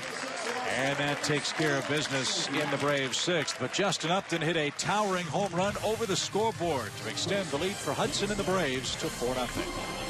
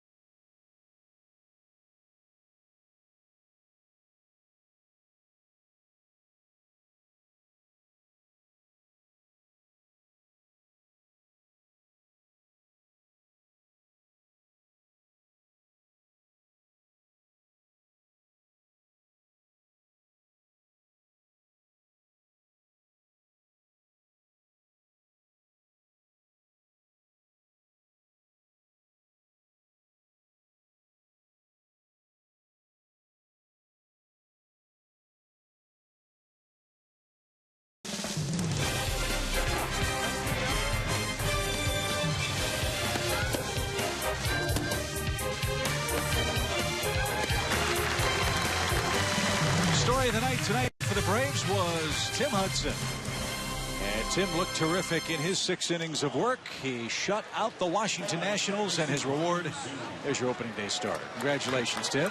Thanks, guys. Appreciate it. Congratulations on the appointment, too. Well deserved, and went to the right guy. Well, thank you. You know, it's obviously an honor to start any opening day, but especially for the Atlanta Braves. And, you know, it's I'm thrilled and honored for it, and, you know, I'm looking forward to it. Well, you picked a good night to round into opening night form, huh? Yeah, you know, tonight was probably the biggest step that I've taken so far this spring. It was nice to go out there and, you know, feel like I know where the ball's going. The ball finally felt like it was coming out of my hand, and pretty good command with my cutter. My breaking ball for the first time tonight, I was able to throw it for strikes. So it was a good night for me. Hopefully I can take another step forward my next time out and be ready for opening day. Ryan Zimmerman greets Luis Avilan with a solid single to right. Give you a quick shot of the work of Luis Avilan so far this spring. He's pitched real well with the exception of one outing that dampened his ERA a little bit, but he's pitched well.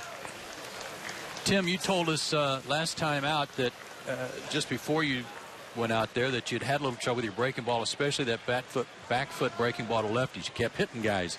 But it looked like that last pitch to Bryce Harper, you had it zoned in. Yeah, you know, that was my cutter that I was throwing to him, and it's been coming out pretty good most of the spring. It was my curveball that I kept hitting left-handers in the back foot with, and you know, I threw some pretty good ones. I think I threw a good one first pitch to Bryce that at bat, and I threw a couple of decent ones to some right-handed hitters earlier in the game. But yeah, it was a pitch that I mean, I was lost with it early on in spring, and it was nice actually. You know, I probably threw 3 or 4 good ones out of probably about 6 or 7. So, but it was better. Step in the right direction, no question about it. And you know, it's nice not hitting those guys in the back foot. That's for sure. With 2 strikes, it's always a killer. I know you want to brag about that pitch. I want to ask you about the first pitch you threw to Roche tonight. What's up with that? Yeah, he probably wishes I threw it right there to him. Yeah, he just got popped. But yeah, it was, you know, me and Roach are buddies. You know, he's a great guy, one of my better friends in baseball, and you know, he came up and he just looked at me, gave me the little knuckleball sign. I was like, what the heck, you know, it's spring training, and threw him a knuckleball, and it was almost a strike. I was surprised. It wasn't a very good knuckleball by any means, but it was almost a strike, and it was funny. Then he rewards me with a base hit a couple pitches later. So looked like you nailed him with your gum though over there.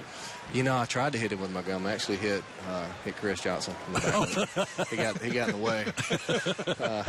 It's my better fastball today too.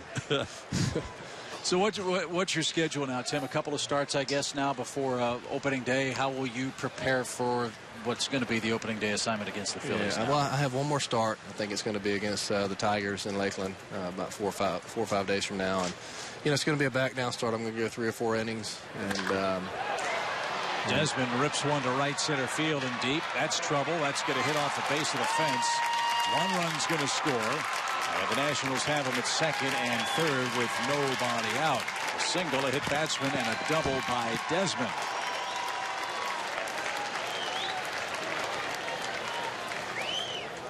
Good player. Tough out. If he stays healthy, he's got a good chance to be an all-star this year. Hits the ball well with authority. Hits it with authority to all parts of the ballpark. Tim, how they brought over pretty much their opening day lineup. Does that mean a lot to you too? And you know you've got to face some guys that are not brought over from the minor league camp. Does that help a little bit with your concentration?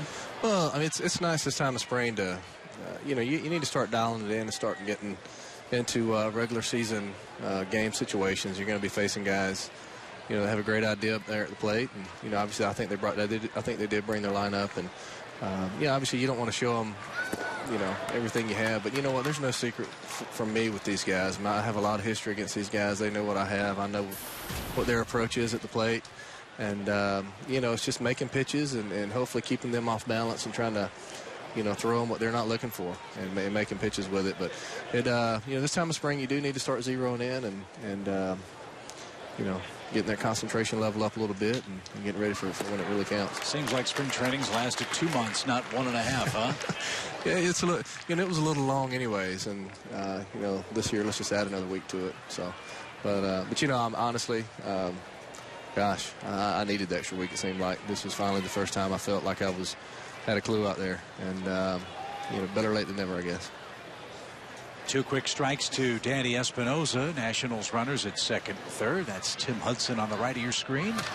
Tonight's starting pitcher. Fun to go out there and see the kind of power the Braves have been sending to the plate the last 3 games, huh? Man, it's been fun. I'll tell you what. It's a you know, it's exactly what we were looking for when we signed some of those guys and got them over here. I'll tell you, they have fit in very well. You know, it's it's been a good adjustment. Obviously, you know, there's some guys that left our team that we're going to, you know, miss. You know, but we have some guys over here that's really going to help us win. I think it's going to be a good mix in the clubhouse. Obviously, an enormous amount of talent on the field. And, you know, it's great having Simmons back at short today. Gosh, he made some great plays behind me today that, you know, that normally don't get made with anybody at short. But since he's in there, it's, you know, it's a breath of fresh air. We had a sound clip earlier in the game from Jason Heyward, too, about how hard he works and how much pride he takes in his defense. And he saved you a run, too, with a great throw. Yeah, he does. You know, I've said for a while, man, I think he's a future star.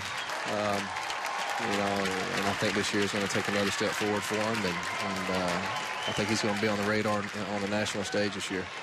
We're going to show the fans at home, Tim, Jason's throw to the plate, and something that's been said of Jason sort of parallels the way people think and speak of you, is that you guys play the game the right way. You play hard, and to see Jason lead by example that way, I'm sure is something for you as a veteran you have to appreciate. You do. I mean, you hope that you know, early on in young guys' careers that they're able to see that from some older guys and start embracing that kind of play. And you know, Jason's still a young guy. He's still a kid, but you know, he works hard. He plays hard. He plays the game right, and you know, it's refreshing to see. It really is. It's fun to see these young guys coming out here and playing the game like it's supposed to be played. Avilan gets a double play ball off the bat of Wilson Ramos. Desmond scores to make it a one-run game. It's a 4-3 score. And I would imagine, too, Tim, as much as you've seen in your Major League career, it's nice to see the future of the Braves organization playing with you here. I mean, this is a young, talented group that can grow together at the big league level. You know, it really is. You know, I don't want to age myself right now, but I'm the oldest guy on the team by about 5 years. and I think the next oldest guy is Ugly. I think he's like 32 or 33 or something. But you know, this organization's definitely the future is bright. There's no question about it. I'm really excited about some of the young arms that we have coming up through our minor league system, and some guys that may help us out this year at some point. You know, it's exciting to see. You know, it makes me think back to when I was a young kid and hungry to get to the big leagues, and seeing these big league hitters, you know, going out there and competing against them. These young guys go out there and believe that they can do it at this level, and I think they're going to be able to do it this year, and going to be really good at doing it. Well, the team opens up with a lot of road games early on, Tim, and Chip and I'll just put this out there for you at age 37. If you don't have anybody to hang out with or go to dinner with, you know, you can always go with us. I appreciate it, guys. I might have to take you up on that one. Okay. Yeah, we've got the senior citizens discount all set up. Well, good. I'm going to have to hit you up with that one. Yeah, I'm not sure if I'm going to be into the Nintendo and whatever else these young kids are into these days. Those young whippersnappers. Tim, great job tonight. Congratulations again on the opening day start. Thrilled for you. And we're going to get you off the air because things are going a little south defensively. Edge on the headsets. All right, guys. Thank you. Tim Hudson, opening day starter for the Braves. As the Nationals still alive with Micah Owings hitting a mile-high pop-up that nobody could corral on the infield. Tough play for the catcher. You want one of your corner infielders to come in here and take over, and in this case it would be Tvrdosevic who you'd prefer to make this play, but he made a rather circuitous route to that ball and was nowhere near it. So Owings at first. Roger Bernardina is the batter. Bernardina, you might recall, had a couple of big games against the Braves in September when Worth was hurt. And he too was on Team Netherlands, back in camp with the Nationals. He'll be one of their extra outfielders. And Avilan almost drilled him. 2 balls, no strikes. Luis has only given up a run in 2 of his outings this spring. One, he gave up a 3-run, had a 3-run inning against the Cardinals on March 12th, and now a 3-run inning tonight. Otherwise, he's pitched really well, but not a good time in spring training to be having a rough patch. And again, one of those opportunities for this 25-man roster exists, as Frank Wren said, in the bullpen. They are still searching for one more relief pitcher. Well, Johnny Benners hasn't pitched in a week. We saw him pitching, walk 4 guys, and struggle with his command, obviously. Hasn't pitched since then, but he's scheduled to pitch Saturday. And for whatever reason why he hasn't pitched, maybe working on some things on the side and some batting practice in the pen. Fact is, they'd like to see Avilan pitching a little better in case they need him. And Eric O'Flaherty hasn't pitched a ton this spring. And he'll pitch again Saturday as well. 3 balls and a strike. And a shot to second.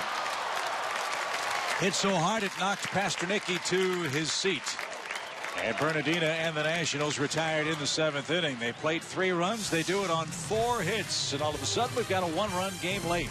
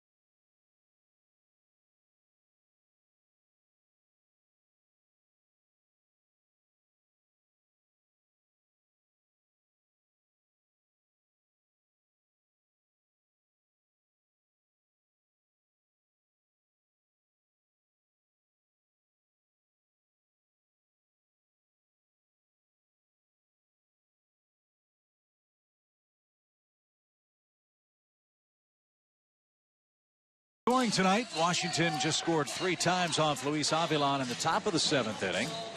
But the Braves took care of Dan Herron, tallying 4 runs against the Washington starter, 3 runs in the 2nd inning, and an Upton blast in the 6th.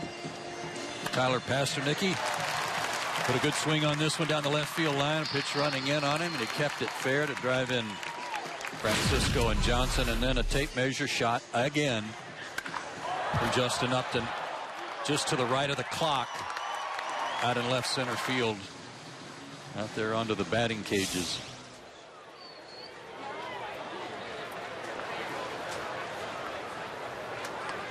So the top of the Braves order tries to get some of those runs back. Andrelton Simmons starts it off, and here are the defensive changes for the Nationals. Chad Tracy has checked in for Zimmerman at third base.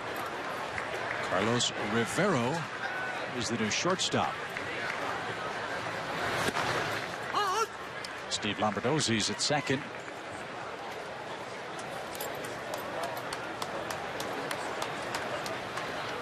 And Tyler Moore is at first base. That ball served out to first. Pitcher covers the bag, gets there in a hurry, had to, and he beats Simmons by a step. Nice play for Tyler Moore. That's the new Nationals right fielder, Desine Hood.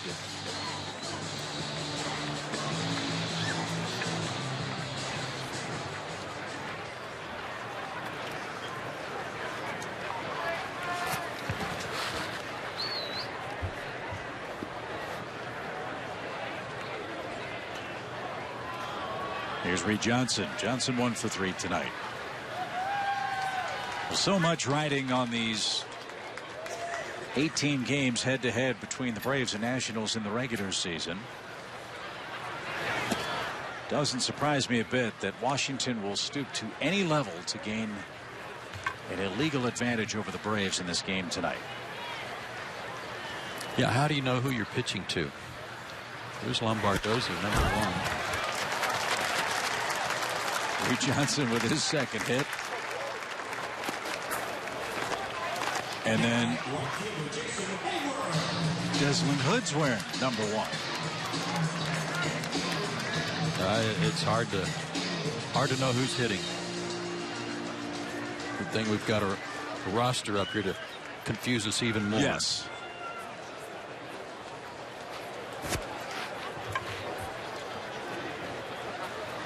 So Reed Johnson leaves the game with his second hit. Jordan Schaefer takes over as a pinch runner at first. This is Jason Heyward.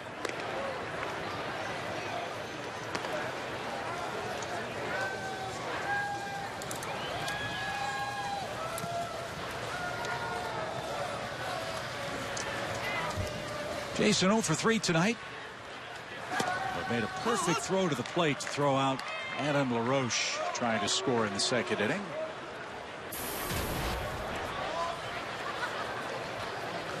"27 homers last year, 82 batted in." And as Joe mentioned, a Gold Glove for the Braves in right. Now a hot shot towards second. And Washington turns the double play. Nothing doing for the Braves in the 7th. We go to the 8th. Still a 1-run Braves advantage.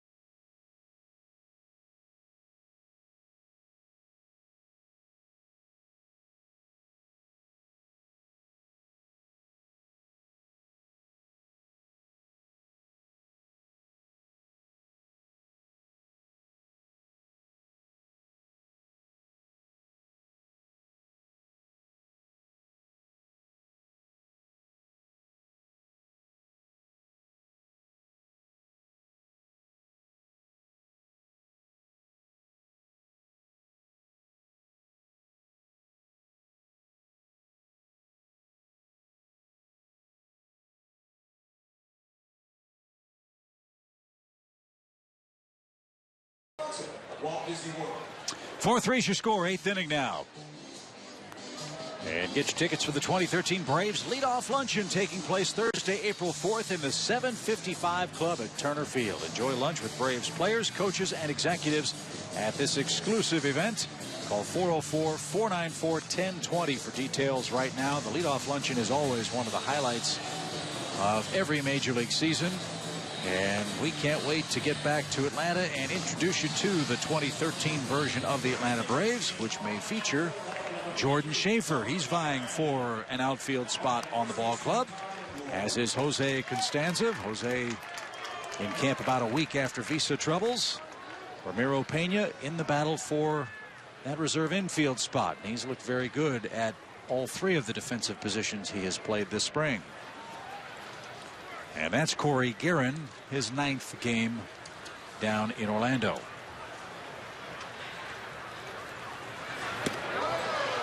Tyler Moore nearly got hit. 1 ball, no strikes. Corey Guerin's also only had 1 outing where he gave up runs. That was 2 outings ago against the Mets. But otherwise, a very good spring for Corey. A fly foul evens the count to Tyler Moore.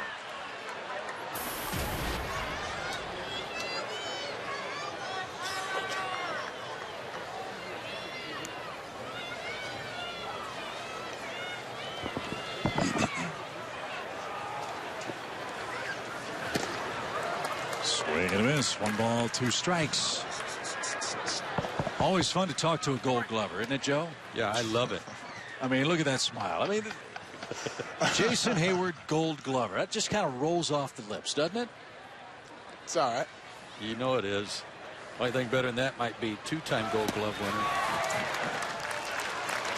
Hey, nice throw tonight. That was just as picture perfect as it can get on a one-hopper. Well done. Thank you, Joe. I appreciate it, man. That's the way you want to do it. You want to keep it down if you can, and you know, if they want to cut it off, let them be able to cut it off.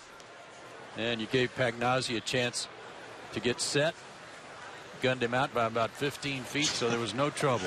I'm not sure if they're going to be sending Rochi on me right there during the season, but you know, it's good practice, and most definitely you want to go about it in that way, that mindset. You know, you come up throwing and make a throw, cut off a ball, and everything else is, you know, out of my hands. Jason, you ready to go? Ready for the games to mean something now? I mean, I've always been ready for the games to mean something. You know, April 1st is on the way. It's coming up quickly. Everybody's worked hard this spring. You know, Freddie's done a great job, I feel like, of keeping everybody fresh, but also allowing us to get our workloads in. And you know, right now, it's definitely getting closer to game time repetitions. I think it's really cool, Jason, about how Freddie has, I'll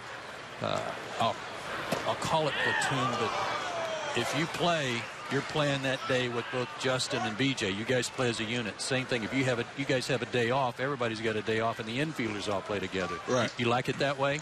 No, I definitely don't mind it, but you know, as a clubhouse, man, we all love each other so much. It's like every third day you're like, hey, you know, I haven't seen you in a few days. You know, how the kids? You know, what'd you do for dinner last night? You know, like, you know, I haven't seen you. How you feeling at the plate? You know, this and that. You know, other than that, no, I do like it, but no, it's been great, and we've all kind of played together enough, you know, here at home at Champion Stadium to where we're definitely comfortable and looking forward to going to play some games that count. 2 balls, 2 strikes to Carlos Maldonado, and Guerin strikes him out. Quickly 2 up, 2 down. As someone who never played the outfield and doesn't understand how it works real well, Jason, how long does it take you to gel with the guy playing to your right in center field? How long did that take for you and BJ? Well, I'll say this way. We've been gelling great all spring, and then I'm not sure who was against, maybe the Yankees the other day. The ball hit right between us, and I'm setting up to get ready to make a throw to whichever base. Almost, you know, automatically knowing that, you know, this is my ball to catch. And last minute, you know, BJ, you know, called me off. And the only reason he called me off is because we both could have did the same thing on the play.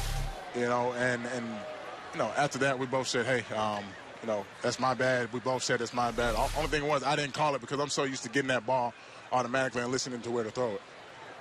And after that, that'll never happen again between us. So, you know, other than that, you know, it feels like we can both catch every ball out there hit between us. So that's a good feeling. Yeah, and nice that it happened here and not during the regular season. So you got to square it away. Most definitely. You guys are playing deeper into the game now, getting a few more at-bats. Is there any one thing in particular you might be working on now when you get these extra at-bats?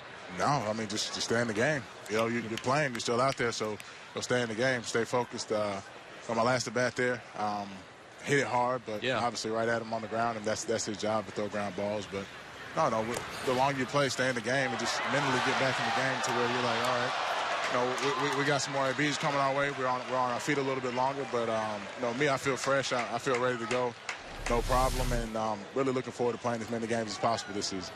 Nice try on the pickoff play at first base as Tracy got back. Jason, these guys in Washington won 98 games. The Braves won 94 games last year. Both clubs look to be even better this year. This is going to be some kind of race, isn't it? No, it's going to be a lot of fun. You know, hopefully both teams stay healthy. Hopefully the Phillies stay healthy in our division as well. And you know, the Mets, you see D. Wright going down, and that's what an injury can do to a team, man. It can kind of give everybody, you know, kind of out of sync. But you know, if all teams stay healthy in this division, it's going to be a really fun race. Well, there he is, folks, the Gold Glover, Jason Heyward. Always a treat for us, Jason. Congrats on a great spring. We'll see you back in Atlanta. Oh, thanks for having me, guys. We'll see you there. Anytime. Thanks, Jason. Jason Heyward. 4-3 Braves. This game moves to the bottom of the 8th.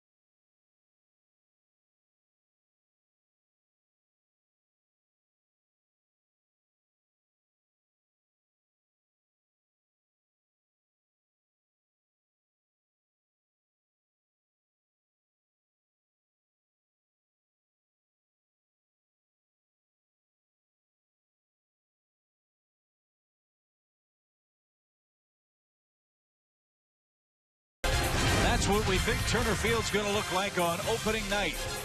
April 1st, the Phillies are in town. It'll be Tim Hudson for Freddie Gonzalez's Braves. Cole Hamels will go for Charlie Manuel and his Philadelphia Phillies. Our coverage begins at 6 o'clock with an hour-long version of Braves Live. Then Joe and I will have all the fun of the opening night ball game from Turner Field for you here on Fox. We keep talking about the Braves and Nationals, and for good reason, but let's not count out the Phillies. I think that's a club, Joe, that's got redemption in mind. Well, they're going to love it if everybody's only talking about the Braves and the Nationals, because it's not like they're without any talent at all. Not with that top three pitching that they've got. Here's our first look at Drew Storen this spring. Rough numbers for the Nationals down in Florida.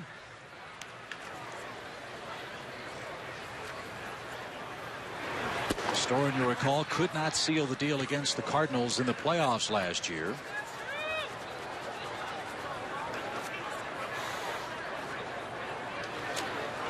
And won't be the closer. Rafael Soriano will be the ninth inning man for Washington this year.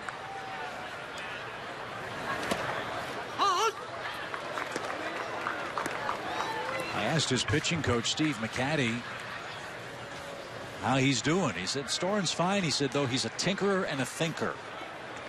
And those two things have gotten him in trouble this spring because, as McCaddy said, Storen's got the pitches. He's got the experience. He just needs to go pitch. Thinker, partly because he's bright, went to Stanford. They got Storen in the first round right after they picked Steven Strasburg with the first pick. That was a pretty good draft for the Nats. Throws hard. His fastball can reach the mid-90s.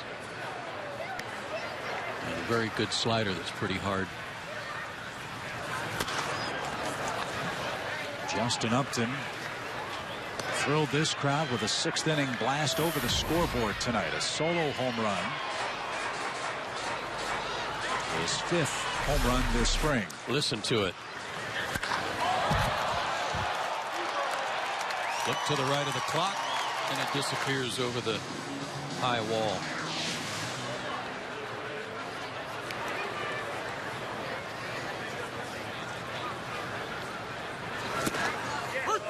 And he just struck out Upton with a 94-mile-an-hour fastball. Justin wasn't sure about that, but he is out number one.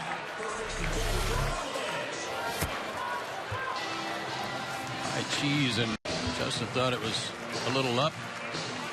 Well, I kind of agree with him. One out for Joey Trdoslavich. So the Nationals bullpen will have Soriano for the ninth, Clippard and Storen for the seventh or eighth, whichever way Davey Johnson wants to manage the bullpen. It's a good threesome. All three right-handed.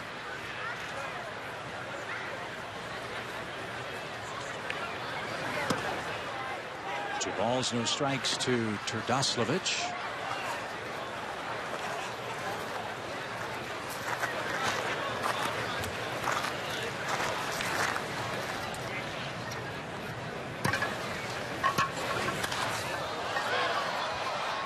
Now 2-1. Anthony Farvaro is throwing in the Braves bullpen. Looks like he'll get the ball in the ninth inning for the Braves tonight.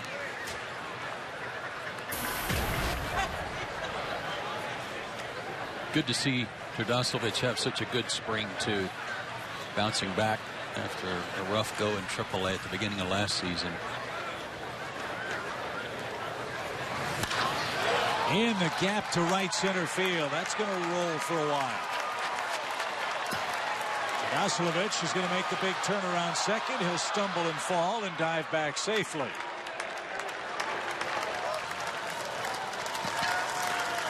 Skip can hit from both sides of the plate. Real good hands in his swing. Look how calm everything was. He got his front foot down quickly and really threw the big end of the bat out there.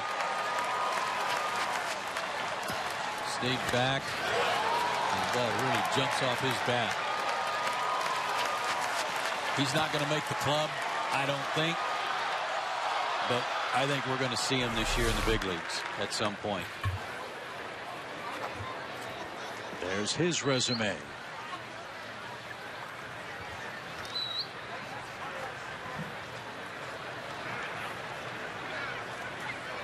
Nice to pick up an insurance run with the Braves up 4-3 in the 8th. Jose Costanza is the batter.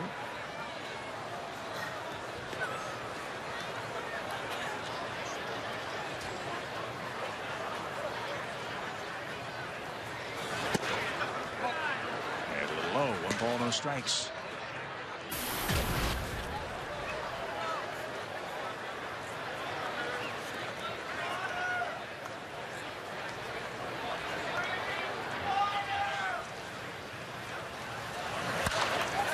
Mile-high pop. And there's your second out in the inning. Okay, fans, get ready. This is Georgia Power Energy tip number 4. Now it's easier than ever to support environmentally friendly energy generation with Georgia Power's EarthSense Green Energy program.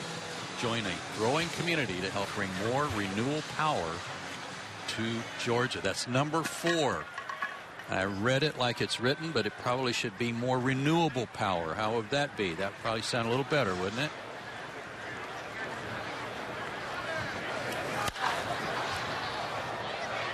Where's Tom Glavine when you need him? Well, I'll let him know that I got tripped up at the line of scrimmage as well. Got to be careful in that 3-point stance. Bad things happen. Yeah.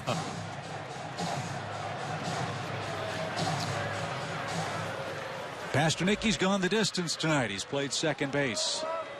2 more hits, 2 more RBIs, another run scored. His spring average 412 now. And 13 RBIs. And he came in with a .473 on base percentage with 7 walks mixed in there too.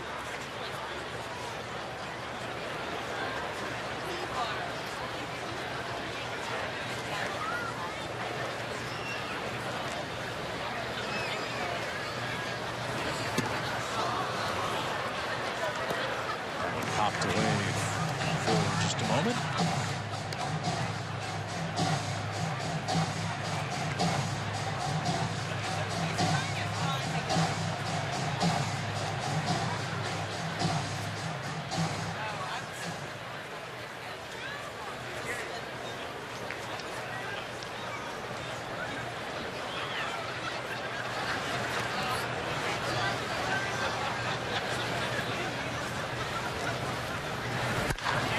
Ground ball right side, and that takes care of the Braves in inning number 8. Drew Storer in a scoreless frame. We go to the 9th. Braves protecting a 1-run lead.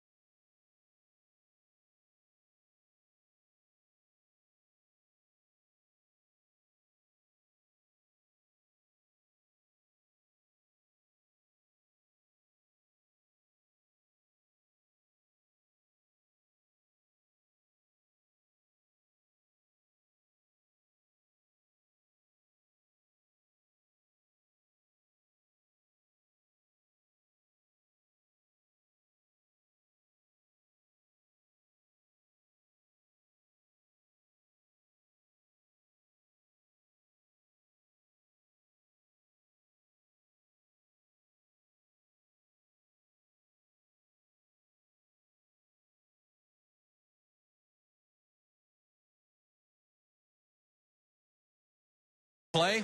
Time to take a look at the Honda Lawn and Garden play of the game, and it's going to be the effort of Tim Hudson tonight, so it's more than one play, and his good control tonight contributed to 6 innings of shutout baseball against a nemesis of his, the Washington Nationals.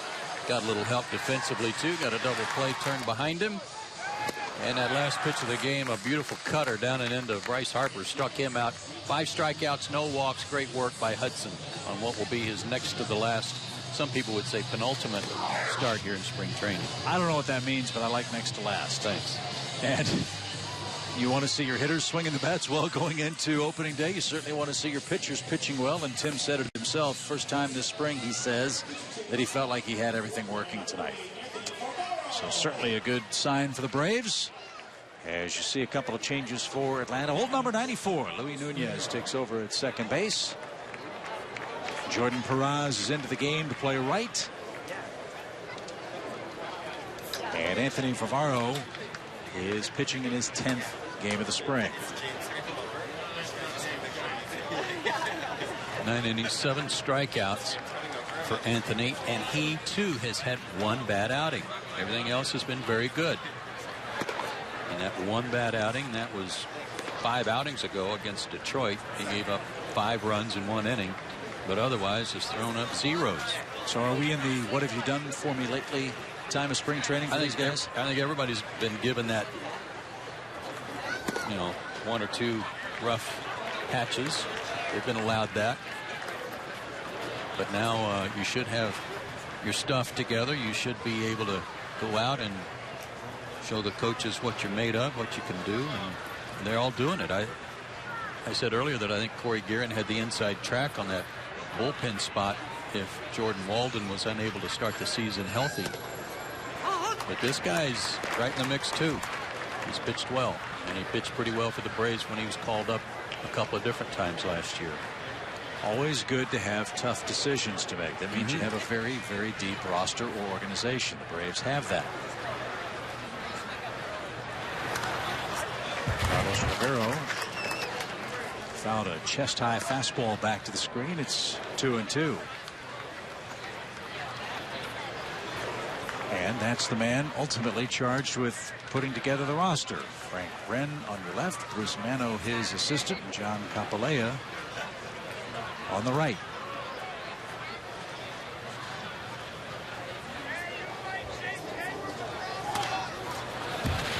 Still 2-2.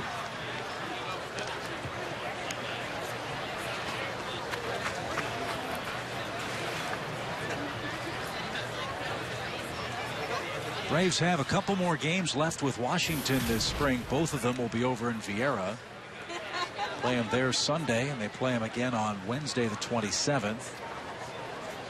Braves' last game in Florida will be Thursday the 28th against the Astros. Then they'll head up to Pearl, Mississippi and play an exhibition game against some of the Braves' minor league stars. Then back to Atlanta. I'm sure a workout before opening day, and then off we go Monday the 1st against the Phils. Guy holding up the shirt there behind home plate. I don't know if you knew this, but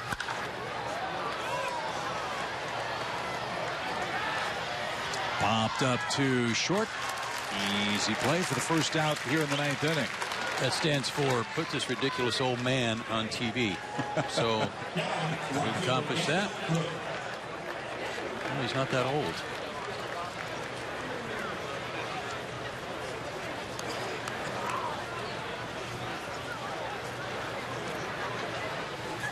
Here's another number 1.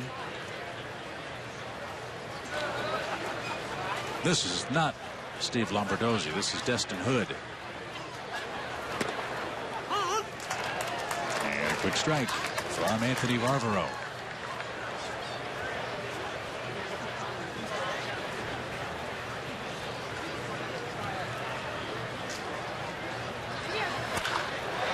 Lock it up the middle by Hood. So here it presents the tying run.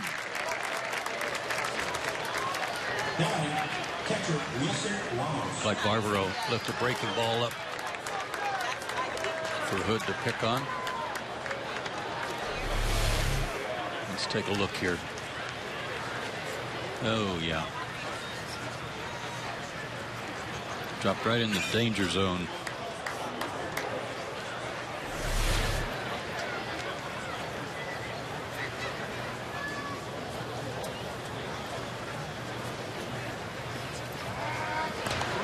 The guy holding up the prom shirt is like gentlemen who ask their girlfriends to marry them at the ballpark.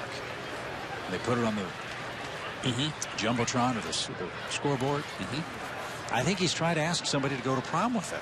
Well, he's got a cell phone. Yeah, just make a call and go sit down. Bouncer toward third, in between hop. The Braves will concede the base. They'll throw across the diamond in time for the second out. And now the tying run in scoring position for Washington, but they're down to their last out.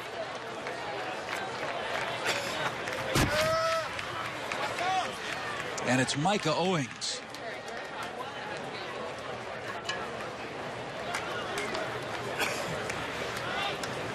It was a couple years ago, and it was Micah Owings, while starting with the Diamondbacks, won a game and hit 2 homers at Turner Field. Remember that? Look at this, his career against Atlanta. Hitting and pitching.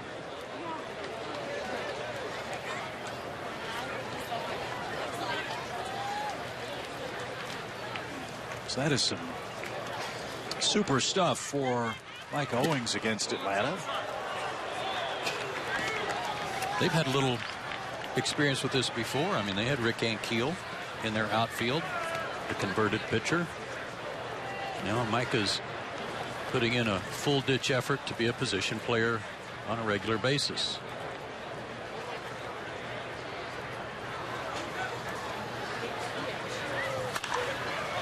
He does not get cheated. Big swing. 1 ball, 1 strike. Well, you remember at Georgia Tech, he was pitching and hitting. And oh, please don't hang another one up there, Anthony. That's 2 this inning, and you got away with that one.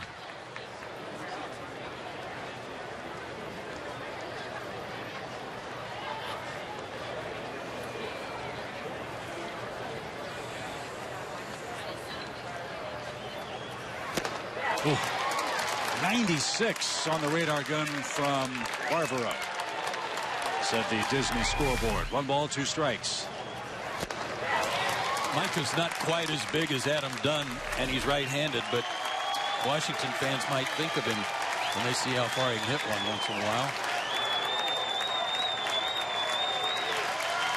The Braves need 1 more strike. And they get it. Anthony Barbaro seals the deal in the 9th inning, and the Braves beat Washington by a final score of 4-3. Tim Hudson was terrific. The Braves got 3 in the second off Dan Herron, and Justin Upton a long homer as well tonight. 4-3 is your final. Back to recap it for you right after this.